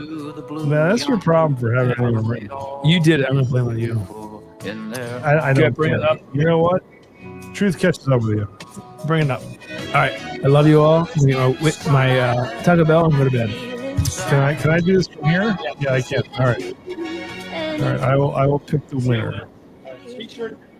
T-shirt and a Glen or a pint. Okay. All right, go get her stuff. All right. Let's see. Let me shuffle this puppy. Here, shuffle. Oh, it didn't shuffle it. Doesn't matter. All right, let's see who wins. The winner is Candace. Hey, Candace. All right, so there you go. You win. That's awesome. All right. Love you guys. I hope you all enjoyed the stream tonight. Dan was a fantastic guest. Be ready for Friday. If you guys are interested in the New Hollands, I think they're just top notch. They're really, really good. We're very proud of it. We had a great pick team in Michigan. We hope you guys enjoyed the picks as much as we enjoyed picking them. Iowa is a killer experience. We'll see. Maybe it'll bring 3 back. We definitely have the quintessential and one of the 2 bourbons was going to go with. And then we've got the Reveries pick coming up. We've got Crittenden's coming. We've got a whole bunch of stuff. So stick with us. We love you to death. You guys are the best Patreons that there are. And we will see y'all. There we go. We'll see you all next week. Peace out. Love you. Rock on. We're going to have to talk about. See ya. Hey Andy, you ever wonder what unicorn farts smell like? Man, you say the weirdest